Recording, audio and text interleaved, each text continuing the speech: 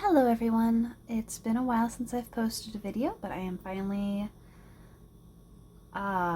present enough to post videos again. It has been a very hectic year in the real world for me, so it's been a while, but I do want to keep learning how to do this. So, after I did my first relationship reading like this for a collective, I just decided I'm not going to do anymore, but I have a hard time with relationships, and I have questions that come up for me that there's not really readings for. And so if anyone else is in the same boat, I kind of want to provide those sorts of readings. So these are probably going to be a little difficult. You probably already know that. If you're clicking a reading about whether or not people are respecting your boundaries, you're probably going through it right now. So, hopefully this reading can help shed some light. Hopefully it brings you some peace of mind. And, if it doesn't, I suppose that's what tea is for. Which, speaking of which, someone introduced me to Trader Joe's as of yesterday.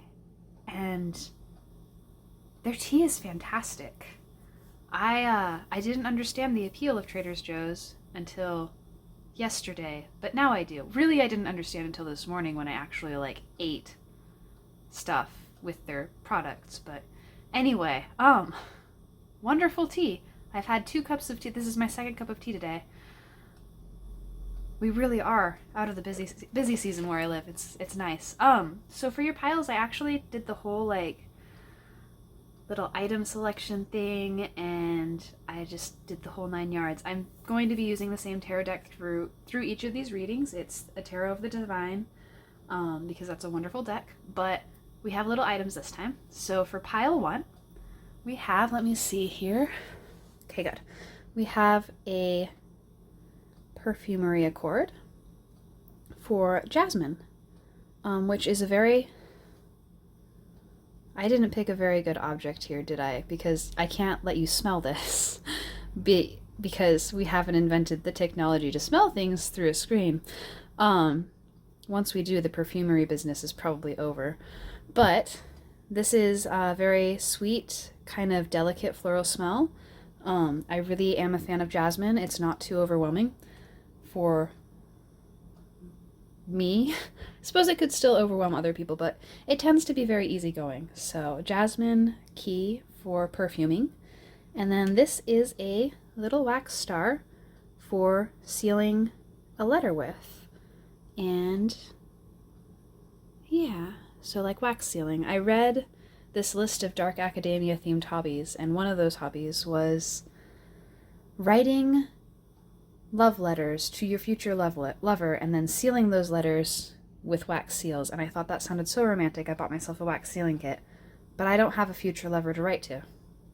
And then we do have a crystal here for those who are more traditional. It's just a clear quartz. I suppose I shouldn't just say those who are more traditional, because people who are into spirituality are very rarely traditional. But if you're feeling a little more drawn to something familiar, we do have a quartz crystal. And then Chapstick, Candycane scented, because it might be a Halloween season, but I suppose in some parts of the world Christmas is already on the shelves. By some parts of the world, I mean my store. Go ahead and sit for a moment if you need to and select your pile. I'm going to go ahead and get started with pile 1. Thank you so much for joining me. Good afternoon, morning, evening, night, wherever you are, whenever you're watching this. You are my Jasmine crew, so I just want to tell you what I'm picking up on from your choice of marker. So jasmine as a scent is very gentle and soft, so I think that you are the kind of person that people tend to think they can walk all over. And so how I go about doing these, doing the initial piles for people to pick at, is I shuffle the cards and then I set them down without looking at them. And then I record the intro, and then I take the time to look at all of the piles and write them all down, because I actually film each of these readings like one per day, because otherwise they end up a little long. And when we get to your cards, I'm just going to tell you right away, unless you're messing with someone really hardcore, someone is definitely messing with you. And I think that as I'm recording this, I'm going to need to make sure and include the possibility of you messing with someone else's boundaries in the title, just so that you will click the link of the video and eventually get to this pile, because I feel like you don't want to blame anyone else for anything that goes wrong. You just want to take all of that onto your own shoulders, and that's a lot of pressure to put yourself under. No one can be perfect. You don't need to be perfect in order to feel safe and comfortable and worth loving, which whoever you're dealing with right now is really messing with your ability to do all three of those things. I didn't say this when I was recording the intro, but I kind of intended for this pick a card to be about romantic connections, and I'll include that in the description. You can still watch it about someone you don't have a romantic connection with, but there will be some message cards at the end, because I know some people are very helped by that, and I have really good taste in message decks. But also,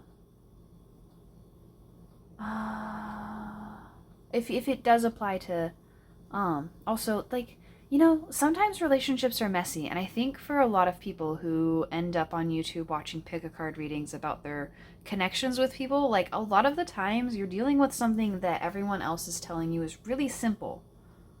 And that's probably, it's not as simple as they make it out to be, because there's a reason you're stuck.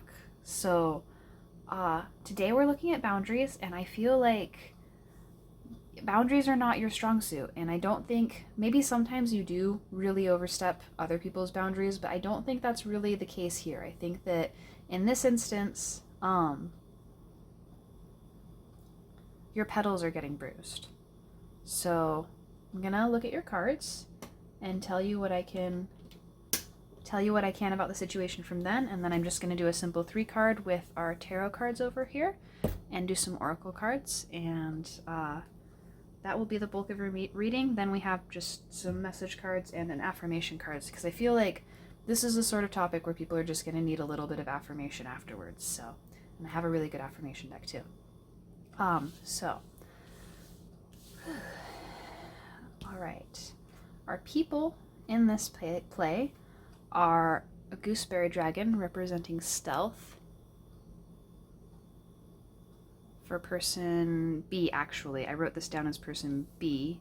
It doesn't really matter. I'm doing that thing where I describe 2 different people and the situation between them, and you just kind of go with whoever you resonate with the most. And then we have, for the other person, we have watermelon dragon with success. And so I'm going to stop there, and I'm going to talk about these 2. So when it comes to success, even if you don't really feel like you are succeeding, people kind of decide for themselves whether you're doing well or whether you're not doing well. And I think you've done something well, or this watermelon dragon has done something well, and the people around them maybe aren't talking to their face about it. They're not necessarily coming out and saying, oh, you've done an amazing job and we think you're fantastic, but it hasn't gone unnoticed. And I think the gooseberry dragon is a little jealous of that. Mr. Gooseberries, or Miss Gooseberries, is kind of watching the watermelon dragon from the sidelines, and like, they might not think of it as jealousy, but it's jealousy. They might think that they're just being overprotective, or that they're just like wanting what's best for the watermelon dragon, but they are kind of messing around in the shadows for a reason, and deep down they know that the way they've been acting about the watermelon dragon isn't actually in anyone's best interests.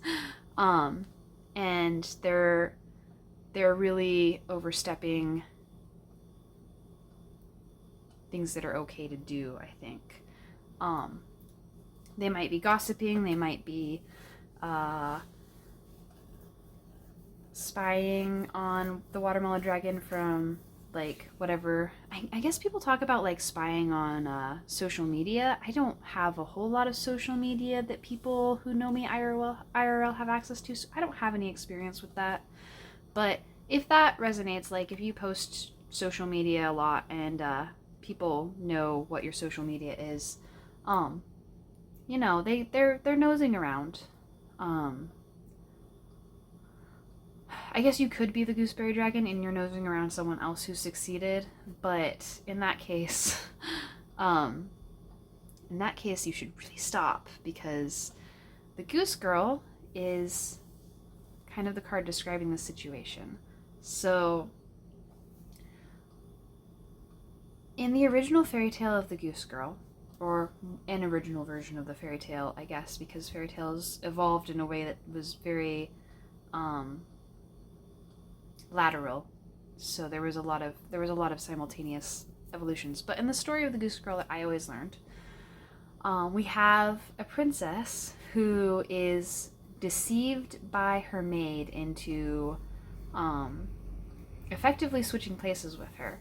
And the maid, well, in some versions it's deception, in other versions it's really not. And the maid takes her place and sets out to marry the prince, and the only reason that she's found out is because the goose girl is so sad that she confides all of her problems and troubles into an iron stove, and the actual king hears her troubles through this obscure, like, hole in the wall that you can hear what's going on by the stove through, and realizes what's going on and puts the maid to the test, and everyone ends up happy. But I don't... Fairy tale logic is a little weird sometimes. So this is a situation that talks about someone pretending to be someone they're not. So the gooseberry dragon might very well pretend to be friendly with the watermelon dragon. They might very well pretend to be on the watermelon dragon's side, or they might be pretending something else. They could be pretending to be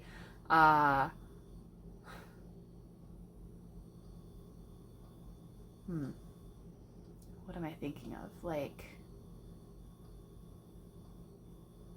a neutral party in a dispute. Like if you are having a rough time with a third person in this equation, they might be pretending that they're completely neutral and they understand, they're hearing you out, they want to help,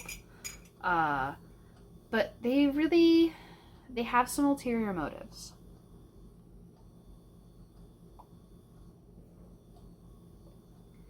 They might normally be the kind of person who would help in this situation. They might be presenting this image to you because it's what they're used to, but they are definitely like just really jealous. They just really want what you have or what they think you have. And because they're putting this like nice face on all the time, you don't really, like, when they slip up or when they lash out at you, it catches you off guard because they put on this nice face and then they do these little things that just make you feel bad about yourself. And then you end up making excuses for them and everything smooths out for a bit, but then they do it again. And if this is a new person that you're just starting to see, this is definitely really red flag behavior. It's the kind of thing where it starts out really small, but if as you get more invested in this person and they know that you're more invested, they start like amping up the levels of flashing out at you.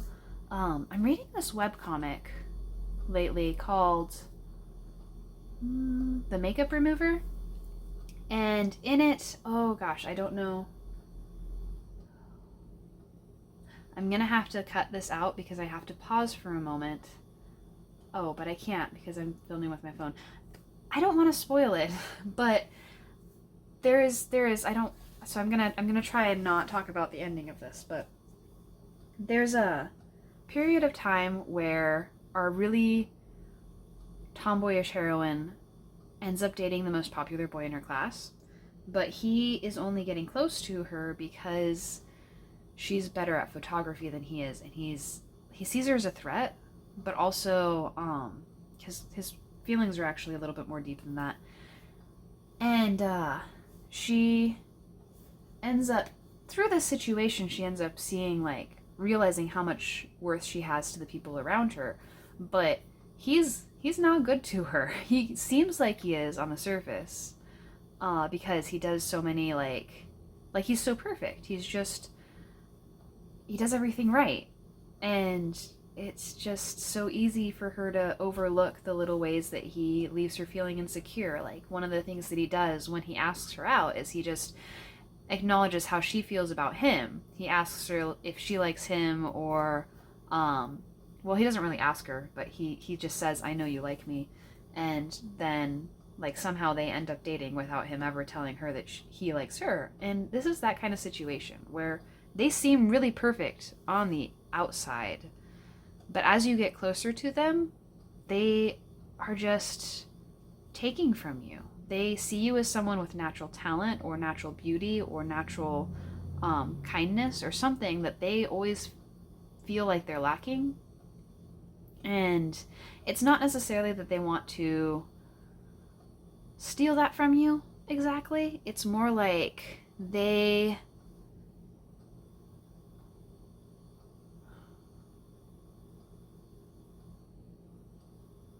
want it to be theirs somehow. Which I guess is stealing, actually, now that I'm thinking about it. Like, they don't want to steal it from you, but they kind of want to steal it from you. But it's more like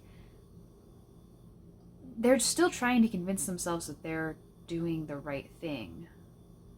Like, they're trying to convince themselves that what they're doing isn't that big of a deal or something like that. Like, it's a situation where they're lying to themselves just as much as they're lying to you, I think.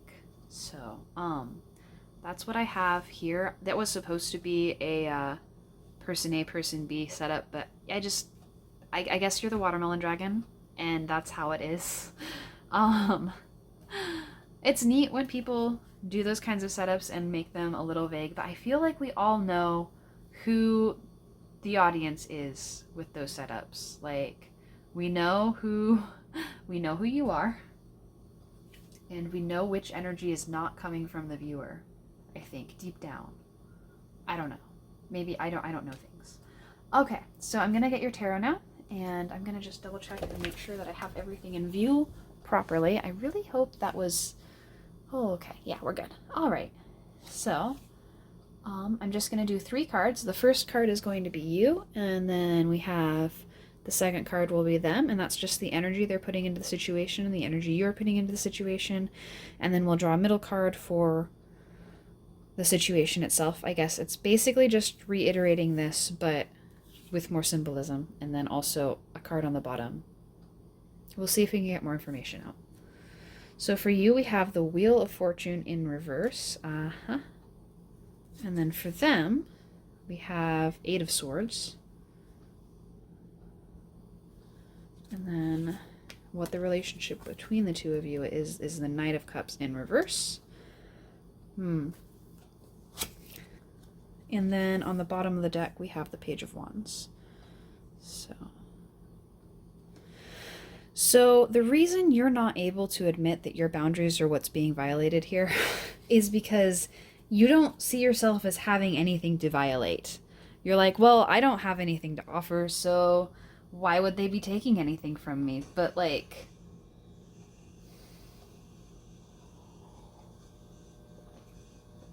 life moves in cycles. We all have bad days, and we all go through periods of times where we can't see where everything is leading. You definitely have worth, and I think that to a certain degree this person is undermining that worth more than you realize, because they want you to be an easy target. Their energy is the 8 of Swords, and this energy can refer to someone feeling trapped, but it can also refer to someone who wants to trap another person. I think part of that is because if you look at the Hermetic concept of as above, so below, there's also the related concept of as within, so without.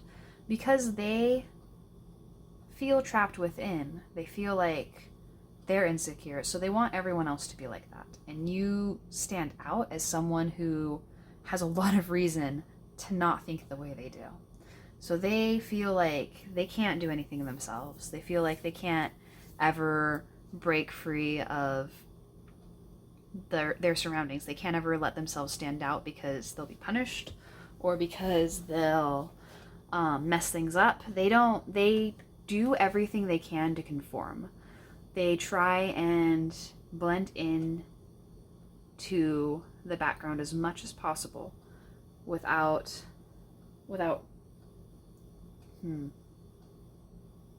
I don't know where that was going. I got distracted for a second. But they don't express themselves very well. They play a role, and it's not just to you. They're not only playing this role to you. If you watch them interact with other people and they seem so much nicer to them than they are to you, it's just as fake with those other people as it is with you. But because they are always playing a role, they think that the people around them need to play their roles as well. And they've decided that the role you're supposed to play is not the role you're playing. And so they're trying to get you stuck in this different... They're trying to put you in a box. And it's not actually the box you fit in, it's just the box that... Because they can't succeed on their own merits. They can't succeed with who they are being, like, authentic to themselves and everything. You shouldn't get to either. They have this very narrow idea of what success looks like in their head, of what a fulfilling life looks like in their head, of what it means to be strong in their head. They have this very narrow idea, and you don't fit it, but you're thriving. It's kind of like in Hamilton how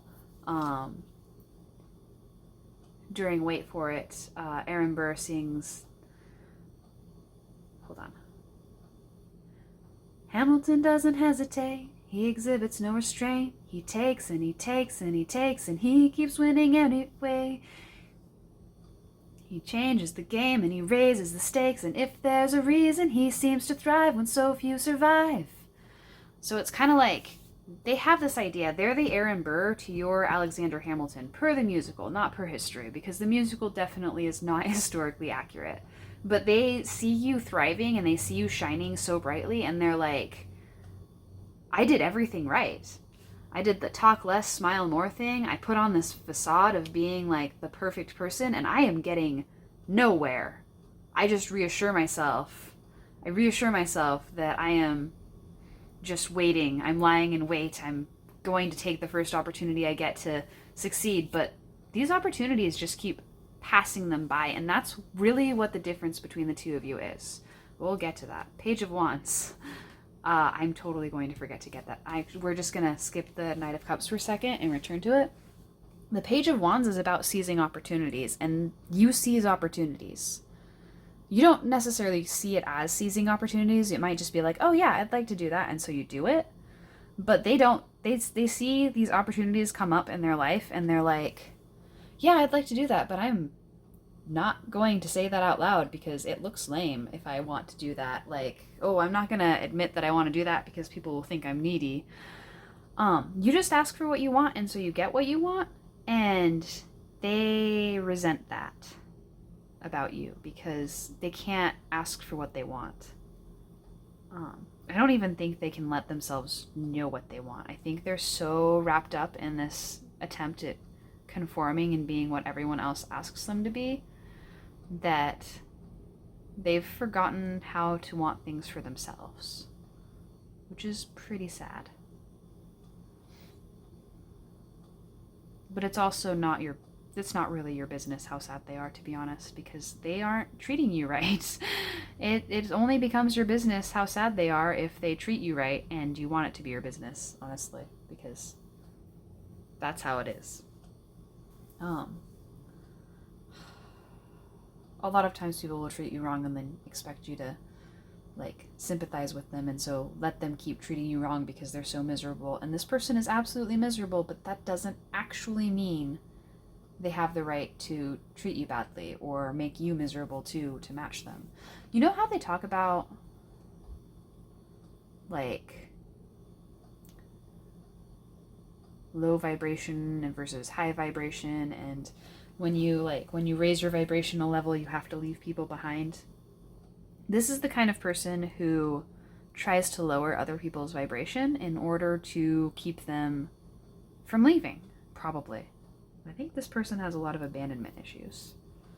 And the energy between the two of you is the Knight of Cups in reverse. And so I definitely think that they play games with you in order to make you kind of doubt their intentions or wonder if they're like really into you. They'll be talking to you about something completely unrelated, and then they'll just like slip in someone else's name that you like know is really attractive, or that they like know, like they've mentioned in passing, like, oh yeah, my type is, and it's something that like doesn't fit you at all. But then like they're flirting with you, and so you kind of have that mixed message of like, I'm not really their type, but they're still like, they're giving me these signals. And so like they try and hook you, I guess, into pursuing them. They want you to pursue them, but they don't want to do the pursuing. They want you to do the pursuing so that you can take all the risks because you're such a good risk taker. And then they can punish you if they want. You can either, like, if you win, they can be the prize, but also if they decide that you should have lost, they can punish you by rejecting you. And it's kind of a messy place in their head. I'm gonna be honest. I'm sorry that you attracted this person's attention, because their attention is a little gross. But that's not your problem. Like, I'm not gonna say it's not your problem, because obviously they're causing you problems, but it's not your fault that they're a little gross. It's not your fault that their energy is so rancid and trapped and stale and everything. It's their responsibility to take care of themselves, and they're not doing that. They're choosing instead to try and make everyone else miserable, and that's just not going to work out for them. So just watch.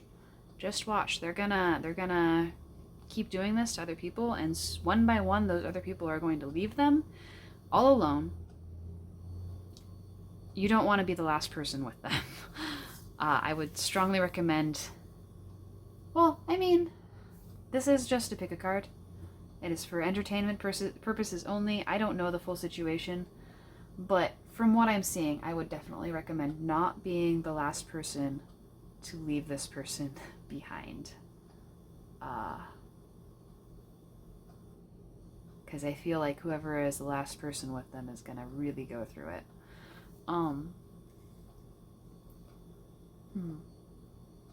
Actually, that was something that I wanted to mention earlier before I got too far, was because I was talking about like the cycles and how like things amp up into abuse, and then I don't remember where I was going with that. Oh, and you know, even if you know, like going in, even if you like go into this and you're like, I'm getting all these red flags, but I really want to believe in this person, it's okay to believe in the person. Just make sure that you have like write down in a journal somewhere, or like on your phone, write down like the boundaries that you absolutely cannot let them cross ahead of time. And that way you don't like have them like amping up little things until you're so used to it. Like, you can involve yourself with someone who gives you red flags. Just make sure that you're writing everything down so that you can see the point when you need to duck out, because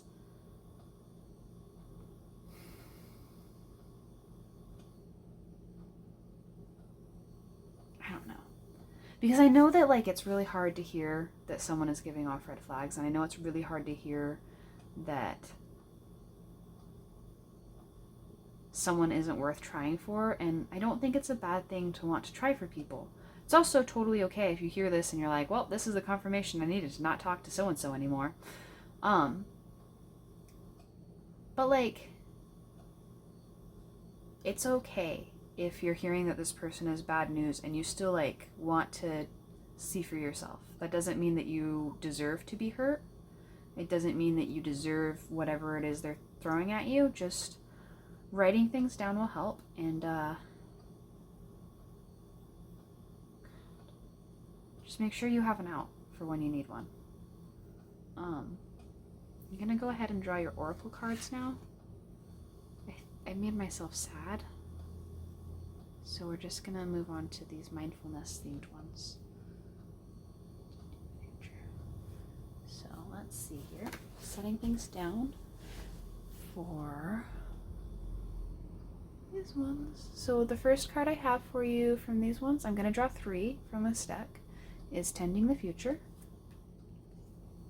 And the second card is the Creation of Light. And then the third card is Sunlight After Darkness. So, yeah. You really are the kind of person who shines brightly. Like you, and the reason that you shine so brightly is because you want what's best for everyone around you, and you're so supportive and encouraging of other people. You need to remember to take care of yourself too, and like have a future that you're planning. Don't lose your dreams and everyone else's dreams, because they're responsible for their dreams and you're responsible for yours. So make sure that you have a dream for the future, and like make sure it's not a dream that involves like a specific person. Like don't plan your future like I'm going to marry this person and we're going to have 5 kids. It's okay to daydream about that, but plan a future that is fulfilling for you regardless of who is in your life, because that is how you find your lighthouse, I guess. And that is from another webcomic, but that was like last week's chapter, so I know it's spoilers and I'm not going to say anything more about it. But when things are hard, we need to have something in our heart to turn towards. And the heroine in this comic talks about that. The comic in question is To You Who Swallowed a Shooting Star. Also, just while we're at my recommendation list. And when things are hard, I'm trying not to quote her like verbatim because it was a really well done scene. And she just talks about like when things are hard, we need to have something to sort of like guide us through it, to be our lighthouse. And when she's describing this, she's talking about her dream to be a fashion designer. And the hero immediately, I call him the hero. I guess we don't technically know that he is the hero, but we kind of know he's the hero. He immediately, like, totally messes it up and is like, but I found my lighthouse. It's you. He doesn't say it out loud, but it's important for that dream that guides you forward to be something contained within yourself, because you can't pin your whole future on someone else's shoulders. You can't make your happiness someone else's responsibility. So as you're creating this dream to guide yourself forward, even though you are so supportive of everyone else, you have to remember that support, in order for it to be unconditional, you have to make sure that you are maintaining your own well-being. And when you do that, the smoke from the candle just got kind of dark.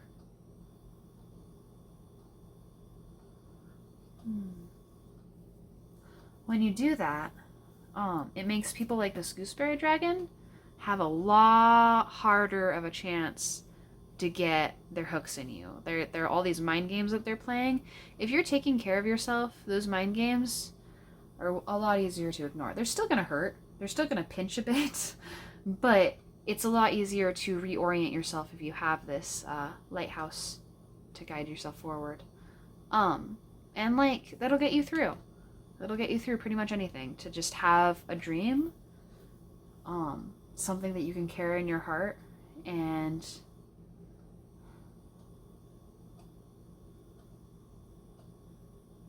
I know things are rough right now, but you shine so brightly because you carry that light in your heart. So just keep focusing on your dreams and focus on the things that make you feel passionate about life. I'm gonna go ahead and finish with the oracle section. I was going to do the affirmation cards last because I wanted to end on like a really positive note. But just for the sake of those who don't really like message cards or who don't want to hear message cards right now, I think I'm going to do the affirmation cards right now first, and then that way you can just kind of skip the message cards if you want to, because I feel like a lot of you in pile 1 might just not really want to hear from this person. But we'll see like what they have to say, I guess, for themselves. First though, let's see here. I'm going to draw 3. Actually, I'm going to draw 4 because I have the bottom card. So let's see. Oh. And this one's a fun deck. It kind of has an Addams Family vibe. So our first card for you from the bottom of the deck is Embrace Your Shadow. It is your truest companion. I feel like you might be doing a lot of shadow work lately, and it feels exhausting to you because you're so like captured by the light almost. You shine so brightly, and then you end up with such dark shadows, and it's so exhausting. But those shadows are part of you as well. And so it's okay if you learn to love them. It's okay if you learn to love your anger, as long as you're not addicted to it, you know? Our next card is You Require Nobody's Approval but Your Own. Especially if you are dealing with someone who makes you feel really shaky about whether they approve of you or not.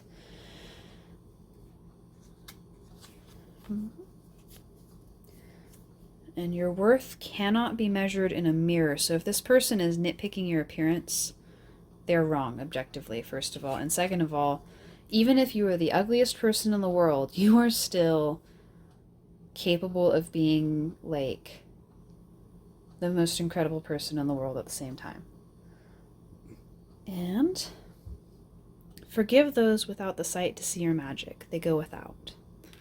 So with these cards, they really do tell me that this person has been breaking you down, and you are kind of starting to believe what they've been telling you about yourself. And when you decide to stop believing them, or when you reach a point where you're able to be like, no, all these negative things about me are great. These negative things get me through life. These negative things are like a part of me for a reason. And like once you reach that point, you're gonna be really angry at first. But just remember that this person is the one missing out on like everything, and they know it. They know exactly what they're missing out on. But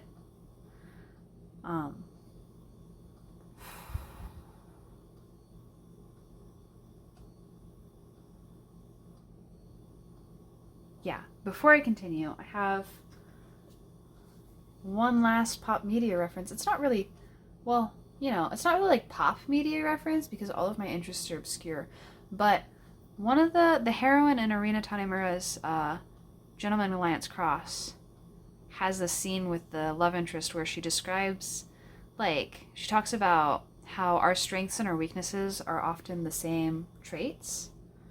So you might think, oh, I'm really headstrong and I go after what I want is like completely separate from, well, I'm really bad at taking orders from people or, backing down when things aren't going my way, but they're kind of the same traits. And so that goes for all of your shadows, really. Like, you have these bright, glowing traits and these things about you that are so amazing. All of the things this gooseberry dragon is nitpicking about you are those traits. Just put in a circumstance where they don't shine as brightly. That probably didn't make a whole lot of sense. I'm suddenly feeling really self-conscious. I don't know. I don't normally get self-conscious, but I'm suddenly feeling like really, really embarrassed. So we're gonna go ahead and move on to the next sequence of cards. So the first 3 cards I draw from this message deck here. So the first 3 cards I draw are going to be what they want to tell you. And again, if you don't want to hear from this person, you can just skip this part of the reading. The first 3 cards are going to be what they want to tell you, and then the second set of 3 cards is going to be what they wish that you knew about the situation. So, like, it might be things they don't necessarily want to say, but, like, they just wish you knew without them having to say it, kind of. Man, this really doesn't, like, vibe with the rest of the reading. I wonder if this is even going to vibe with, like, I might just cut this whole section out at the end, because this is maybe not the best reading for message cards. I don't know why I thought that they were a good fit for this. So what they want to say is lessons. I didn't know what I had until you were gone. Lesson learned. Ring, I promise you. And home. You're the missing puzzle piece that makes me feel that I'm right where I belong. Ooh, seeing that makes me really want to spoil the makeup remover, but you should just read it. If you like webcomics, you should totally check out the makeup remover. What they would just wish you knew without having to be told anything was letter. I will be writing you a message. Freedom. I can't be tied down right now. I have too many interests. And unrequited. I'm not sure if we both feel the same way about each other. So, and I'm sure you saw on the bottom of the deck we have Ghost. I won't stay for very long. I'm sorry. I guess this person walked away maybe for a bit, like just kind of suddenly. And they said everything was your fault, and now you're here wondering if everything really was your fault, and it wasn't. They just got way too intimidated by how good you were and decided to make it your problem.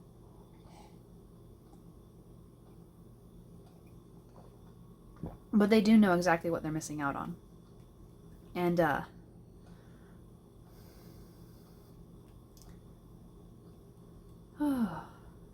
yeah, there's not really a whole lot to explain about these kinds of messages.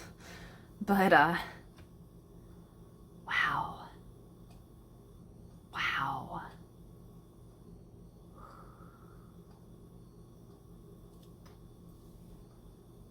Unbelievable. I don't even want to draw the next deck I have for message cards. This person is... Ooh. Okay, so... Okay, this is just like some 3 cards because it's such a pretty deck. Okay, I put the message decks in because they're so pretty. But I don't want to hear from this person. They're whiny. So they're worried about what you think of them. I wonder why. And they're hurt, because of course they are. They're the ones hurting themselves. And they have doubts.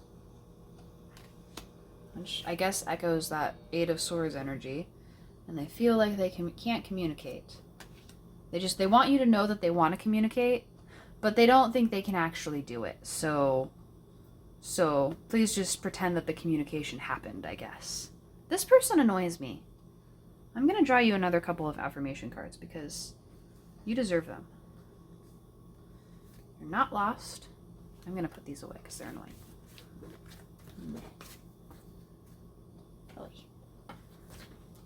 You're not lost. You're simply exploring the unknown path from the bottom, and you don't have to be a revenant to rise again.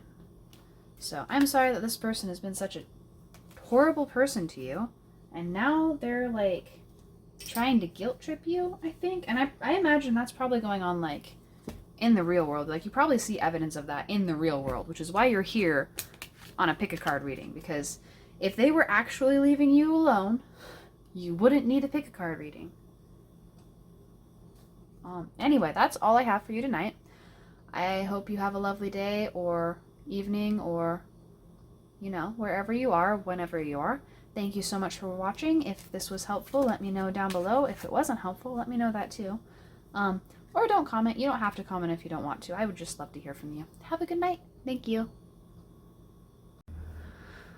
Good evening, afternoon, or morning, whenever you're watching Pile 1, wherever you are. This is the pile for those of you who chose these little wax melts. And, whoa! I actually had to take 2 of them out of the jar because I wasn't sure which one it was, the one I put back last night, which might not be super relevant to you, I suppose. That's probably a silly thing for me to worry about, but,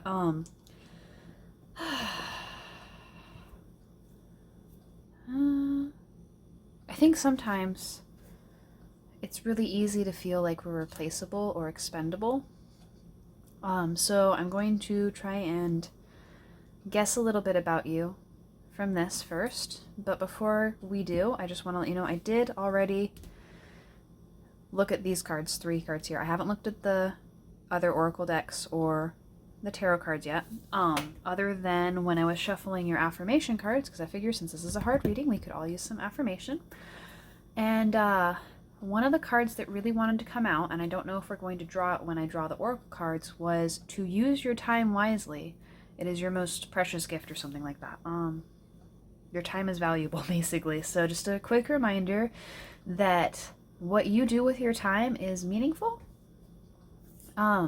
Whether you are investing that time into relaxing or taking care of yourself. I'm a big fan of homemade breakfasts, personally.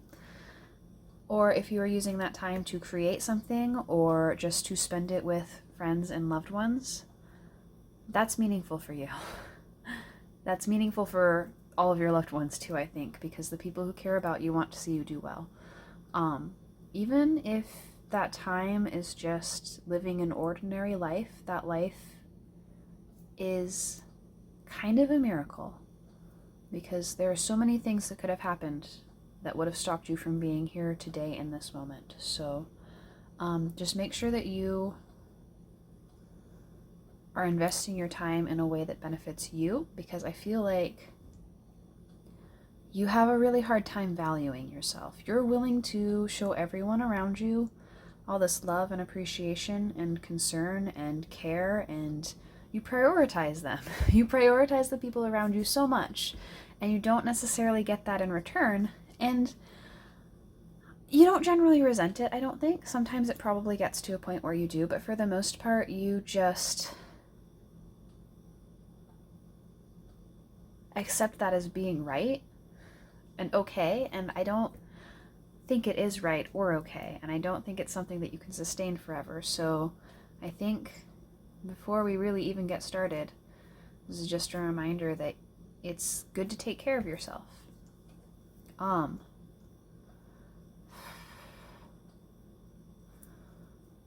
Like I said, when I was putting these away and getting them back out, it did strike me that you might feel like you're kind of easily replaced, or you're easy to, like you just are kind of, you feel like you're just a placeholder, I think. And so I'm really proud of you for even being willing to watch this video, because when you see yourself as a placeholder, it's really hard to even consider maintaining boundaries. And I think even just thinking about those boundaries and being willing to consider what your boundaries are and whether or not people around you are respecting them is a big step. Of course, you might be here because you're worried about yourself stepping on someone else's toes, but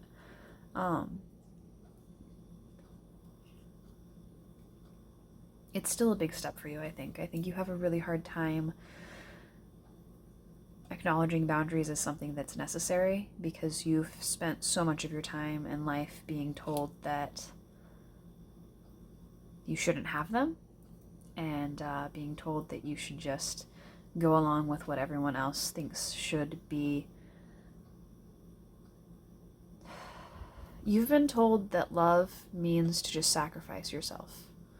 I think that's kind of the key thing, is you've been taught that love is like one-sided, that you should love unconditionally, but the people around you, of course, are going to have conditions. You have to earn their love, which probably now that I said it that way, you're like, that doesn't actually really sound reasonable. But then again, because this is how you've been raised your whole life and what you've been taught your whole life, you might not have even questioned that. You might have just been like, yeah, that's how it is. I don't think that makes sense. I don't think it makes sense to expect one person in an arrangement to be all give and the other person to be all take. Because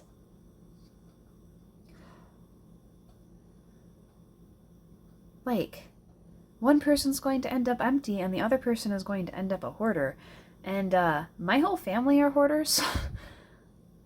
You run out of space really fast, and it becomes cluttered and messy, and you're not actually benefiting someone by only ever giving to them and never like acknowledging your own needs.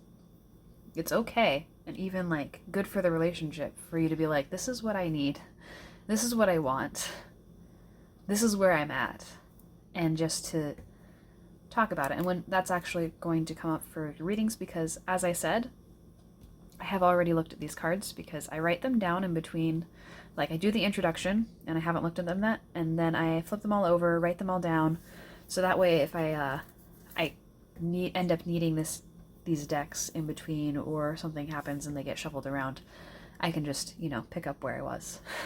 I'm already sort of relying on serendipity for these messages to go where they need to go, so I don't think it messes with the energy too much or anything. It hasn't been necessary yet, but it's how I like to do things because it's more organized. So that's it for the messages I just have for you from the object you chose. Oh, I hope you didn't just hear my chair. I'm actually sitting in a chair this time, which is unusual for me. I normally just sit on the floor. But it's kind of nice because I can kind of just peek over and see the camera really well, so I might stick to the chair in future. So I'm going to look at your oracles with you. So we have, for your situation, the Light Princess, Ungrounded.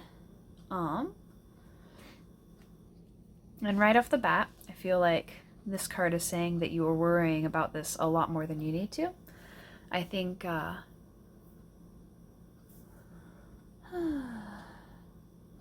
this is a sort of situation that hasn't been defined clearly, and so because of that lack of definition, you end up with a little bit more anxiety than you need to.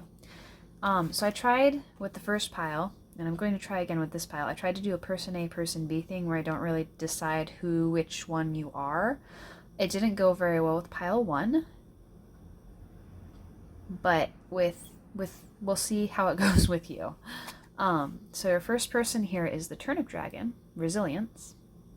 And then our second person is the Honeydew Dragon, for Gratitude.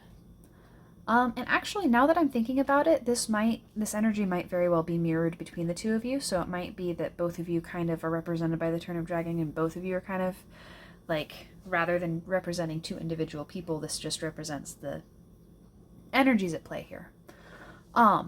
Because the Turnip Dragon talks about, like, someone putting in a lot of work here into this relationship, and the Honeydew Dragon is just incredibly grateful for it. So when I'm looking at the cards, my first thought is of, like, someone is sticking around and you're like, oh my god, I can't believe they lasted so long. I can't believe they put up with me for so long. But I think you also are putting in a lot of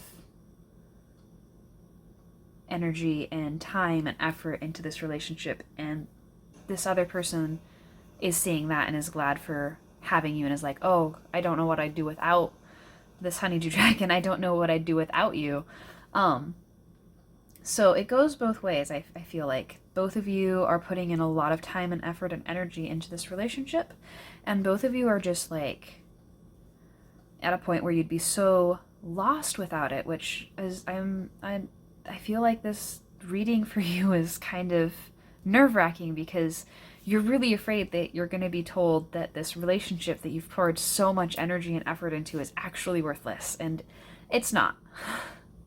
the energy here between the two of you being the light princess makes it seem to me that what really is important for this relationship is a perspective change. So the light princess is about, and it's an actual fairy tale. I was surprised when I first came across it like years ago, role playing with someone on a forum somewhere. It's an actual, they brought it up and I was like, huh, that does not sound like a fairy tale. And I Googled it and it's a fairy tale. It's like an actual fairy tale. It maybe even someone watching this is like, oh, that's my favorite fairy tale, actually. But it's about a princess who is cursed, or she's like born with this inability to stay grounded, and she literally, like, they have to tie her up like a balloon because she will just drift off into the sky if they don't. And I don't remember the exact sequence of events, but basically what happens for the prince to earn her hand in marriage and win the kingdom and all that stuff is that he's able to bring her back to the ground. And so I think there is a strong tendency to avoid the nitty-gritty details of reality here. There's a tendency to just sort of like, well, everything will work out eventually, you know? If I just hope and pray a little bit, everything's gonna be fine. And what this card is saying is needed here is to kind of have some serious talks. I don't think either of you are willfully violating the other person's boundaries. If there is some tension or some feeling of like, man, this person did this thing and it made me really uncomfortable, and talk to them about it. It might be a hard conversation, but you've put so much time into this relationship already. Right? You've put so much time and effort into this. Even if you're asking about a relationship that isn't strictly speaking romantic, you've poured so much of yourself into this, and that time is valuable. That time is meaningful.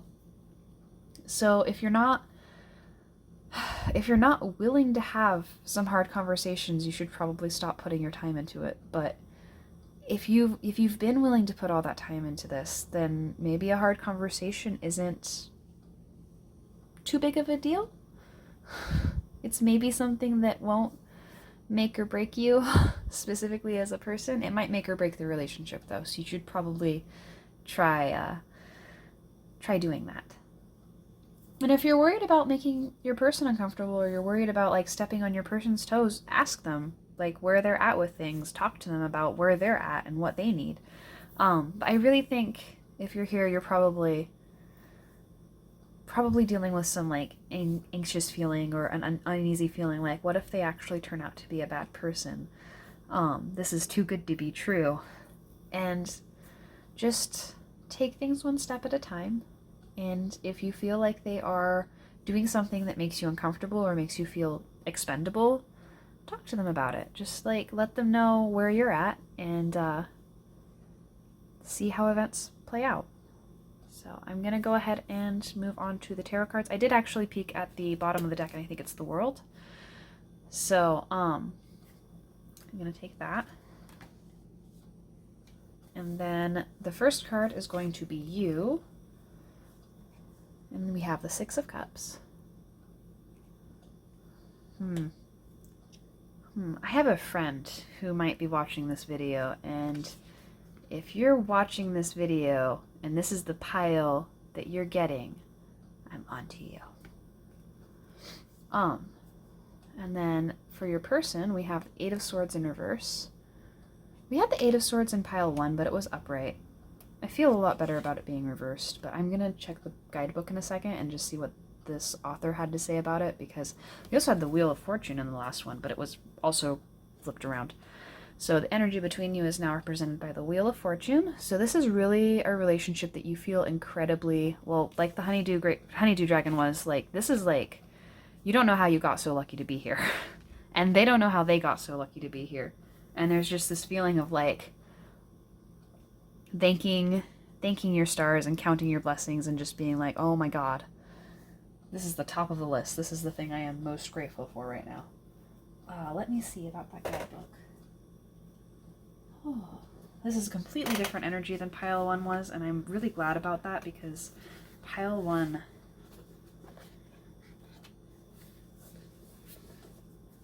kind of made me not want to do the rest of this reading, I'm going to be honest. So I'm glad that you guys seem like you have some good energy. You guys are okay. Let's see here. We are looking at the Eight of Swords in reverse. I'm not going to look at all of them because I do try to be professional here. When I'm doing my personal readings, I double check everything, but I feel weird doing that. Like, you guys are here for me to do the interpretations. But yeah, so the Eight of Swords in reverse, according to this author, we have freedom, new perspectives, taking a stand, strength, and healing. So it's much better than it was in the last pile. I will stop talking about pile 1. That's not even your reading. So I feel like, yeah, you guys have such good energy together, and you've definitely been hurt in the past, though. Like, the Six of Cups talks about the past, and it talks about childhood, and it talks about, like, innocence. And so I feel like you have a really hard time kind of staying grounded in the present. A lot of times you're like looking back over your shoulder at what's happened before, and that's what's making it so difficult for you to see yourself as a complete person, I think, is because you are so defined by the way people have treated you in the past and the mistakes you've made in the past even. You are carrying this burden on your shoulders because things didn't go the way you thought they should go. Like, they didn't go the way they're supposed to go when you're a kid. And you're innocent and you're supposed to be protected, and you weren't really protected. And so you've been carrying this burden on your shoulders for so long. And this person, being the Eight of Swords in reverse, like, I feel like they offer you a different perspective as well as having, like, coming into this and seeing things in a different light because of you. Which, like, yeah, you've changed things for this person. Like I said, this energy is mirrored. You're both feeling like this desire to put in all this effort and this desire to, like, be able to just sort of bask in this relationship that makes you so grateful. You've changed their life just as much as they've changed yours. But I think they're a little bit more aware of how much of an impact they've had on you than how much of an impact you've had on them. And so they might not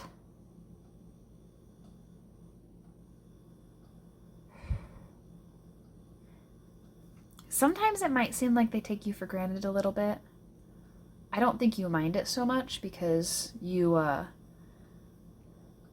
so busy being like, I don't deserve this. Oh my God. I don't even know what I did to deserve this. This is amazing. So you don't really notice them being like, whatever. I'm gonna chill out on my own now, which, like, and it's good to have space in relationships too. I'm not saying that it's not, but they can sometimes come across as being a little bit like less grateful to you than you are to them. And it's not that the gratitude isn't there, it's just that they aren't quite as aware of how much of an impact you've had on them, because it's been in small ways, like here and there, and like just like a little bit of tidying up. Like, if you tidy for 10 minutes a day, your house gets clean really, really fast. Like, it's amazing how much cleaning you can just do in just like 10 minutes. But like,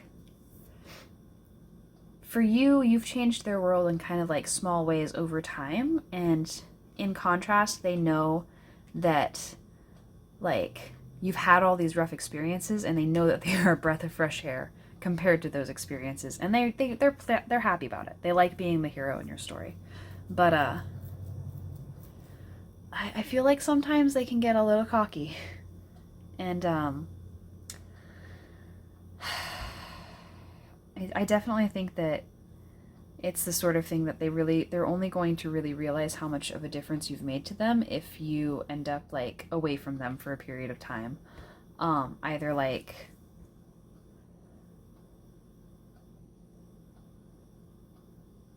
if you guys were to take a break, or in like a long distance relationship, or those kinds of situations. So if you are in a situation where you're in a break with this person, I think this is a good time for them to kind of like really realize how much of an impact and a difference you've made for them.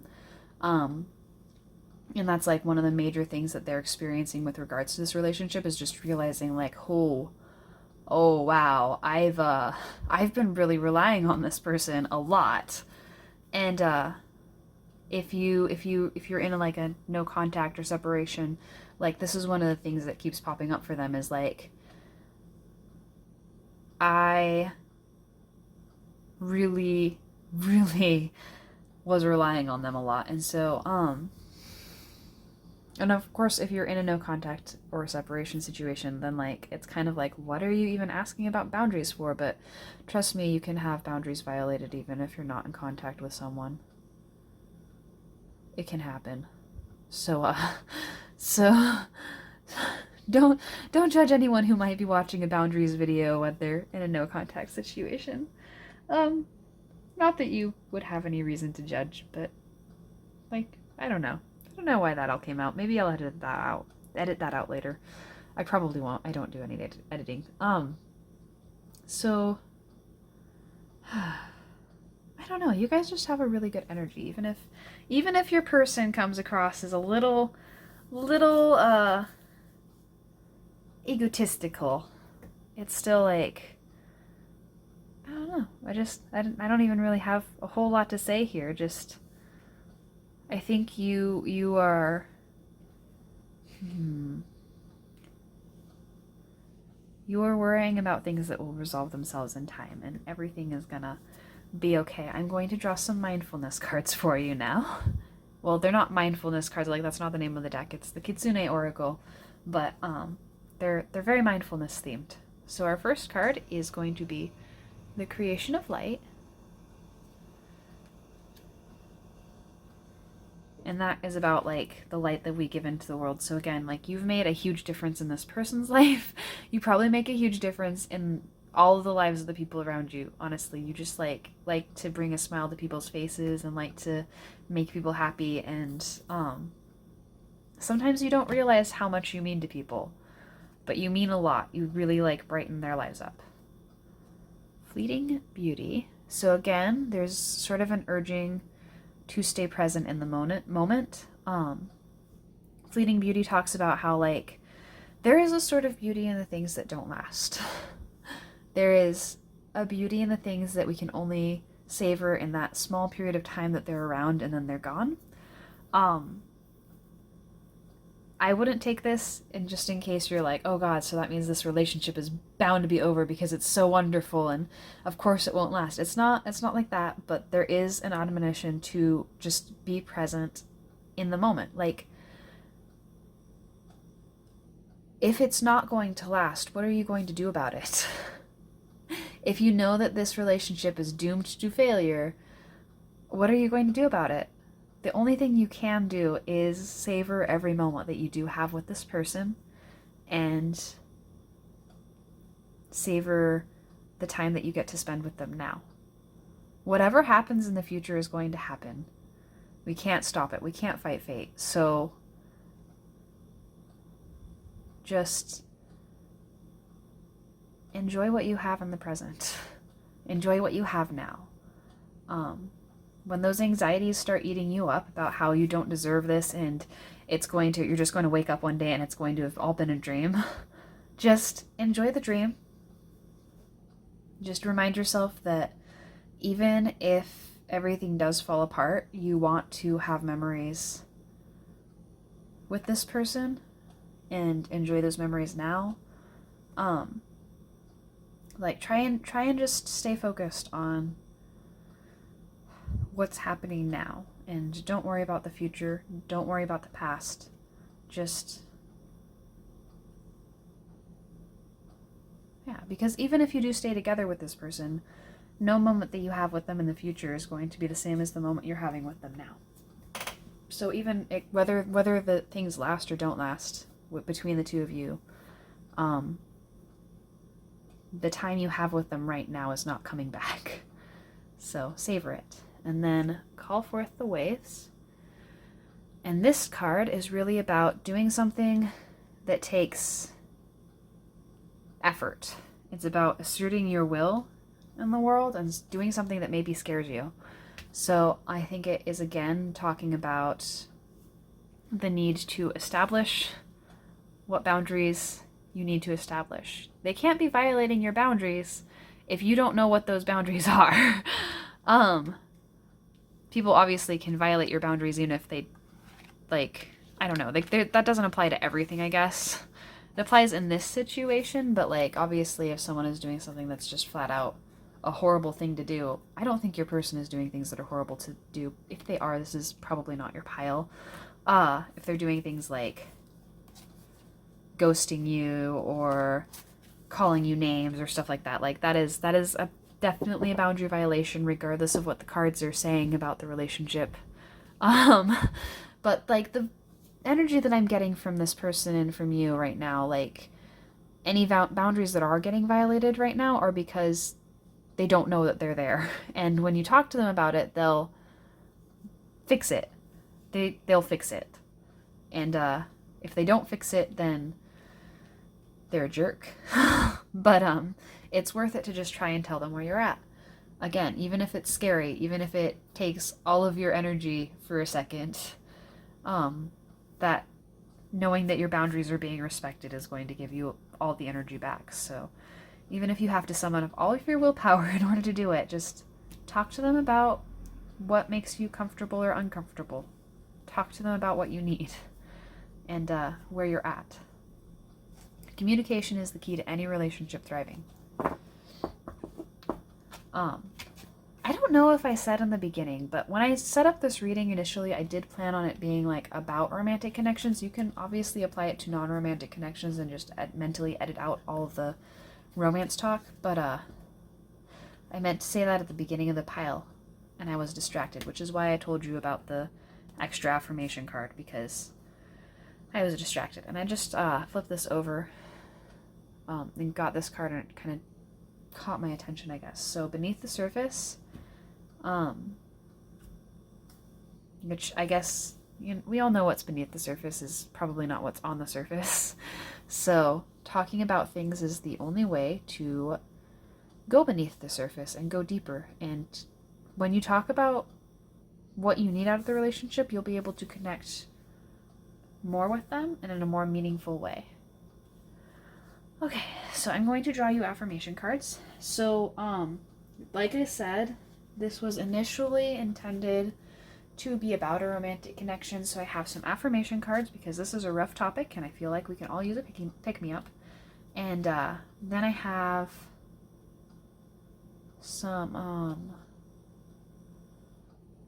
message cards for your person. And I am doing the affirmation cards first so that if you don't want to hear from this person, pile one's person was terrible. So I was just like, I'm not going to force this pile one to listen to this if they don't want to. So we're doing the affirmation cards first. So if you don't want to hear the message cards, or if you're, like, asking about a non-romantic relationship or something, you can duck out after this. But here we are. So card number 1 is do not fear success, embrace it. And when your instincts speak, listen, just caught my eye, so I'm giving you this one as well. And then the unusual is rarely understood, but that makes it no less wondrous.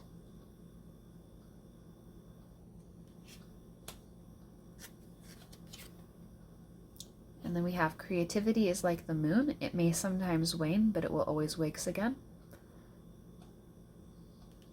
It took me so long to know that wakes is pronounced wakes and not wax. I always used to think it was waxing. Is it waxing? Is it a waxing moon? Am I saying it wrong? These are the important questions. And then keep your eyes open and your mind clear. So, we have actually, that kind of echoes the instincts card. So we have a little bit of an urging to just sort of observe things and kind of listen to your instincts. One thing I would like to talk about when we talk about instincts, though, is it can be really helpful if you do try and slow down when you're listening to your intuition or your instincts, or however you like to call them. what an intuition is, scientifically speaking, is pattern splicing. So it's really, really rapid pattern matching in the brain. So if you are struggling to discern whether something is your intuition or anxiety or wishful thinking, those are all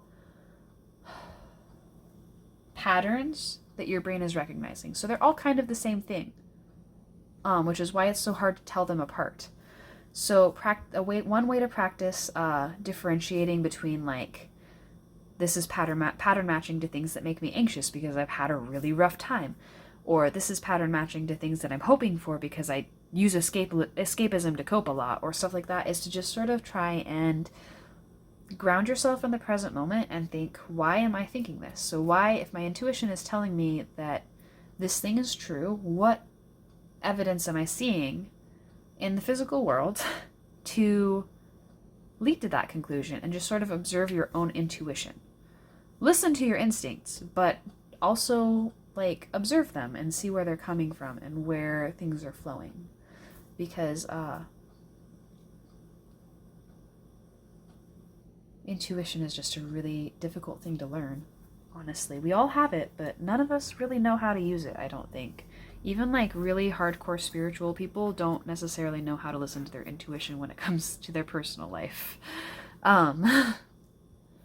So, I feel like the rest of these are fairly... I don't remember if I, like, interpreted the affirmation cards in pile 1. I don't feel like a whole lot needs to be interpreted. I do want to, like, underscore this one.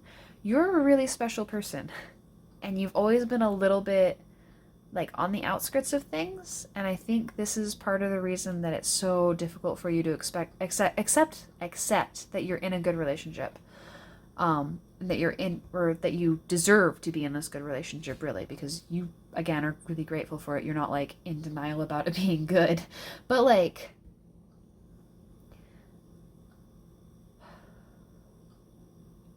the reason you've spent so much time being misunderstood is because you aren't the same as other people. That's all it is. It's not a flaw in you. It's not something that needs to be fixed about you. It's just how it is. You'll find the people that you belong with over time, and it might take a really, really long time. You might not find them until you're in your 40s or 50s. But until then, you don't need to be fixed just because you're not like other people. And you deserve to have good things. You really, really deserve to have good things. So don't fight them. And I think that's it for the affirmations for right now.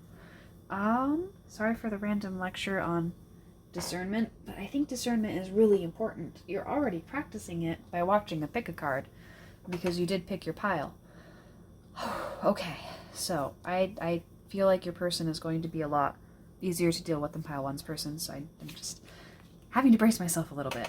The first 3 cards I draw from this deck are going to be what they want to tell you, and then the second 3 cards, like the second set of 3 cards, are going to be like kind of what they want you to know without having to say. I found that this system works really well for these cards, so that's what I've been utilizing the last few weeks or so. So what they want to tell you, we have worry. I'm not sure if this is a good idea. I'm overthinking everything. What will everyone else think? Rejection. I'm uneasy about myself. I don't know if I can truly make you happy. And mask. Honestly, I pretend to be someone I'm not because being vulnerable feels uncomfortable. So I feel like your person, the vibe I'm getting here is that your person is just really concerned with appearances. And they really want to put on this, like, perfect image, and that's probably feeding into your own insecurities. And that might be one of the big places where you feel like they're doing things that violate your boundaries. And it's because they want people to think well of them. They want people to accept them. It's not just you that's feeling a little insecure here. Like I said, there's a lot of mirroring energy between these two. And your person might act a little more detached because they're so afraid of what can go wrong. it might be worth it to look into attachment styles, because I feel like you and your person both have attachment styles that are not necessarily super secure, which I don't think most people have secure attachment styles. There's a reason it's like notable when people do. But understanding the way that you and your person form attachment might help you understand the dynamic between you a little bit better and kind of navigate the complexities of this relationship, because I feel like it is a little complicated. It's a good relationship, you have a good vibe, but it is a little complicated sometimes, and just understanding where you're both coming from and how those idiosyncrasies converge into the actual relationship, I think is going to be very soothing for your anxiety.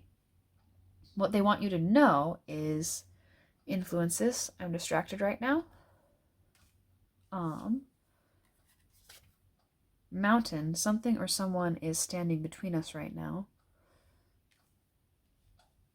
So you might be experiencing some jealousy because rather than violating your boundaries, you feel like they're doing things with other people that make you feel like you're not important to them. But we do have love. My heart is opening and I'm ready. So they're a little distracted right now. They might have like business that needs to be taken care of, or people that need their attention, or things like that. And also we did go over pile one's like foundation card for this, and it was like it just kind of happened, but I do want to like keep things fairly uniform between the piles. So we do have foolish. I feel like an idiot for the choices I've made. I wasn't thinking clearly at the time on the bottom. So I hope that didn't pick up the motorcycle. If you heard a weird noise just now, it was a motorcycle. I don't know who is even riding a motorcycle at this time of night. So they've been focusing on other things, and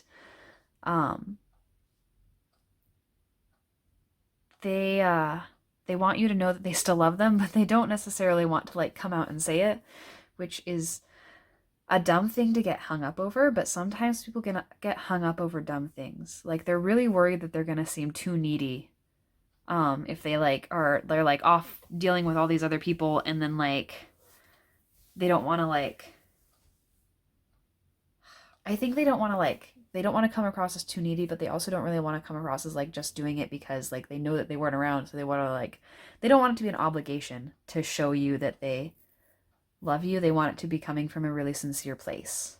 Like they want to show you, they want you to be able to believe the love they're showing, I guess.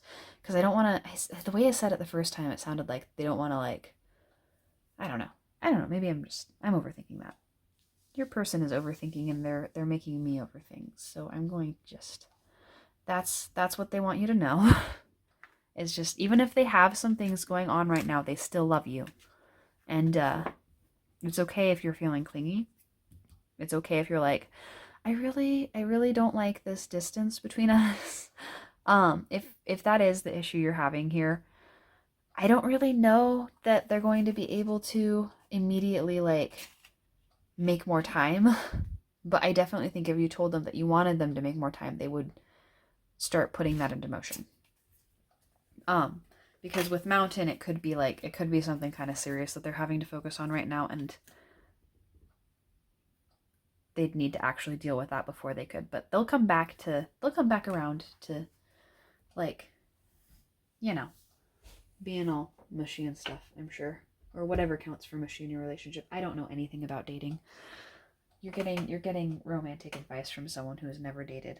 Well, not like real dating. Anyway, so the last word from your person is going to be keep asking about you is on the bottom. I kind of understand right now. I think yep, I miss you. I was just about to be like, I think they miss you, and then it's right there. So they miss you. They miss you. And then we have, I don't know. And the timing is off, but I want you. I'm going to hold this up closer so you can appreciate the flowers. I have really pretty message decks. And then this feels too good to be true. So You're not the only one feeling like things are too good to be true here. You're not the only one. They also feel it. So, I think they probably talk about you a lot to the people that they're interacting with. They're like, "Oh, my partner, my significant other is so wonderful." um, so even if you're not like able to, even if they're not like around right now because they're so busy, even if they can't always be there with you, the people around them know about you. Um, and if the people around, if they're not talking to people around them because it's like business stuff or something, they're thinking about you. So, but they also might be distracting themselves a little bit because like they also are very like they're struggling with this lack mindset of like this is there's no way this is going to last. So they're trying to make sure that they're secure enough that if things fall apart, they'll be okay. So they might be distracting themselves with work stuff a little bit right now, but they definitely miss you and they love you, and they don't really know what they're doing, I guess. But they don't, I think I don't know is probably because they if you're feeling like they're violating their boundaries, they just don't know about it. So tell them. Let them know where you're standing and what you need. And then you guys can probably work something out, because I feel like both of you together are like unmatched problem solvers and can accomplish anything. Like, definitely a power couple. That's all I have for you. I hope you have a wonderful day or night wherever you are. And if you want to leave a comment down below, that would be fantastic of you, because I would love to hear from you. And thank you so much for watching. Have a lovely night. Take care. Bye. Good morning, afternoon, or evening, pile number 3, wherever you are. Thank you so much for watching. And what the heck have you gotten yourself into? Oh, so before I start your reading, I'm going to let you know straight up, I have looked at your oracle cards. I haven't looked at the tarot or the other oracle cards. This is mostly for, I was thinking romantic connections when I started this reading, but it could apply to, non-romantic connections, depending on where you're at.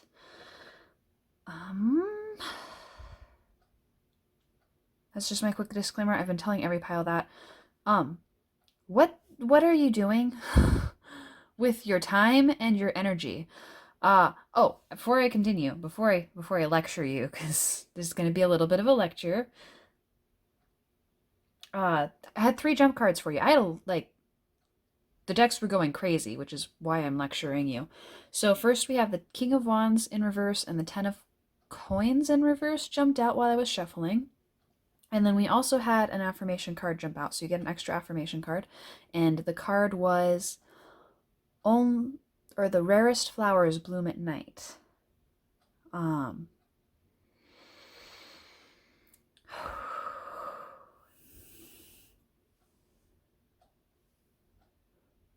What are you getting yourself into? Probably shouldn't do that. Quartz, I don't know how flammable quartz is. I just thought it might be pretty to focus on. So I'm assuming you picked this quartz crystal because you are lost energetically.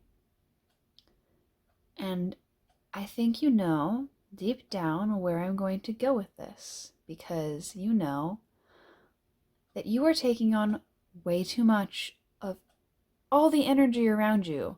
Other people's energy, spiritual energy. You need to ground yourself so badly, pile 3.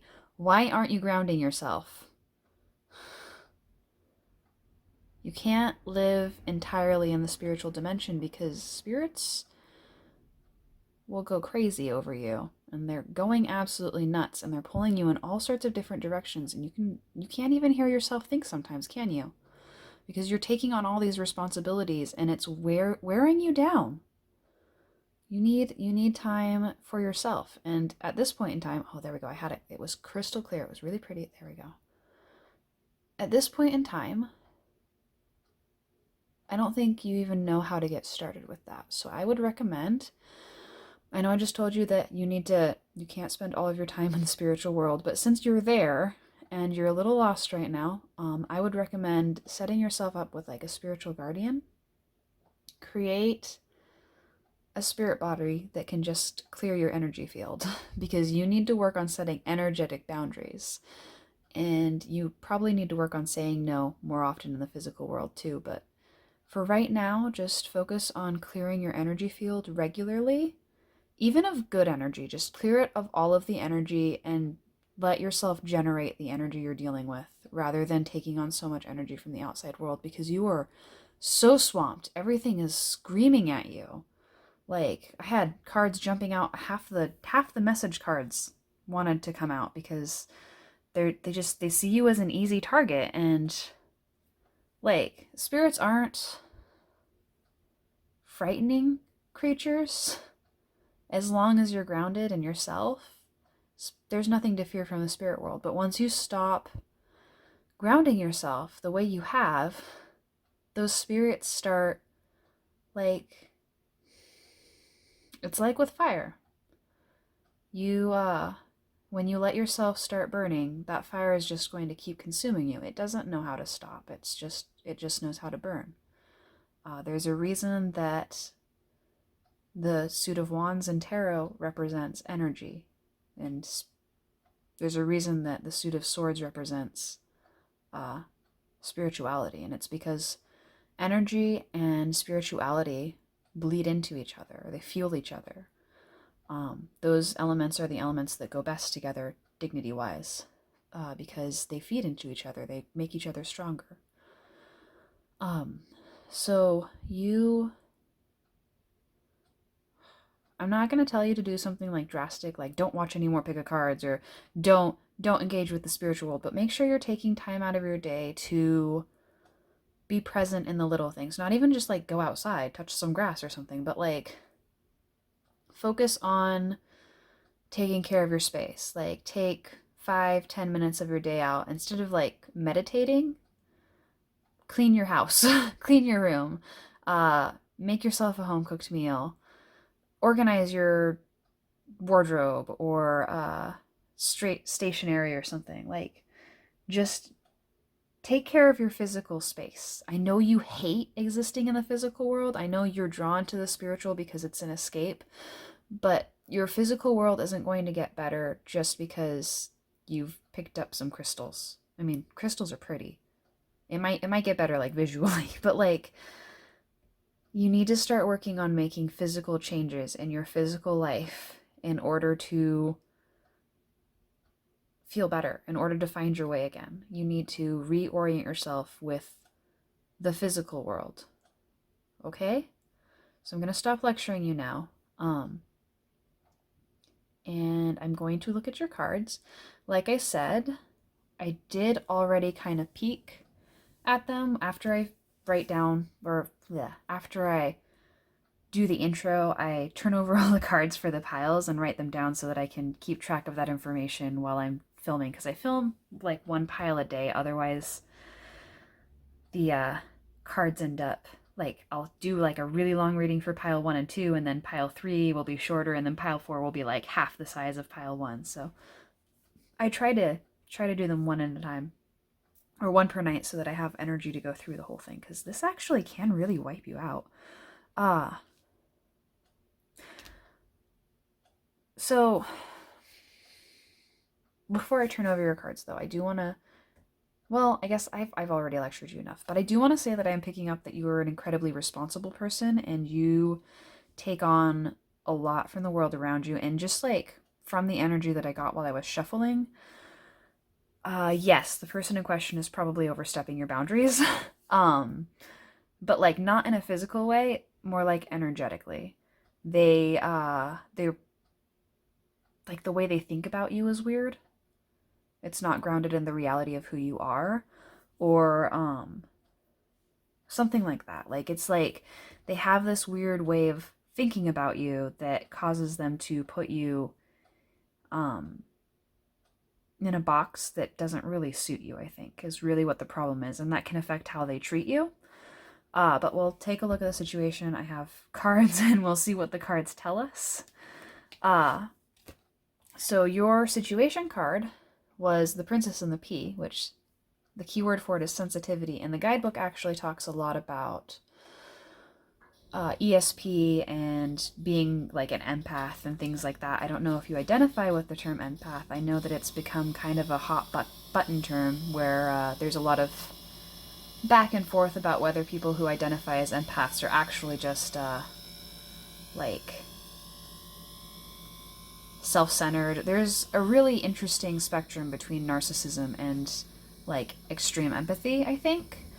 But for me, when I approach the term empath, and I think this might be a helpful way to think about it, there's different layers of, and I'll probably post a link down below to this one website that someone showed me where someone has actually been studying like capital E empathy for a while, and like there's different levels of it. Like overall, empathy exists to help humanity function as social creatures, but there's like different things to be skilled at within that. And if you are good at one part of it but not the rest, it doesn't actually end up working right. So, for example, what happens for a lot of people is we have these things in our brain called mirror neurons, and those neurons are designed to kind of replicate what other people are experiencing in our own brains, and that's like the foundation of what empathy is, and it's like a real thing. I've Googled it, but that creates emotional contagion, and so we'll pass emotions on between each other, and some people are really, really sensitive to those emotions, and we can kind of lose ourselves in other people's emotions if we don't learn how to regulate our emotions and sort of self-soothe. And I think that's one of your major issues, is that you are incredibly sensitive, and you've grown up in an environment that doesn't allow you to build the skills you need in order to cope with that. So you're really struggling. You're picking up on all this energy from this other person. You know that something is off about how they engage with you, but you can't quite put your finger on it. And to that, all I have to say is write things down. And that is my number one advice for everything. Just write everything down. And that way you have that information. You can look over it again once you get new information and see how things fit together.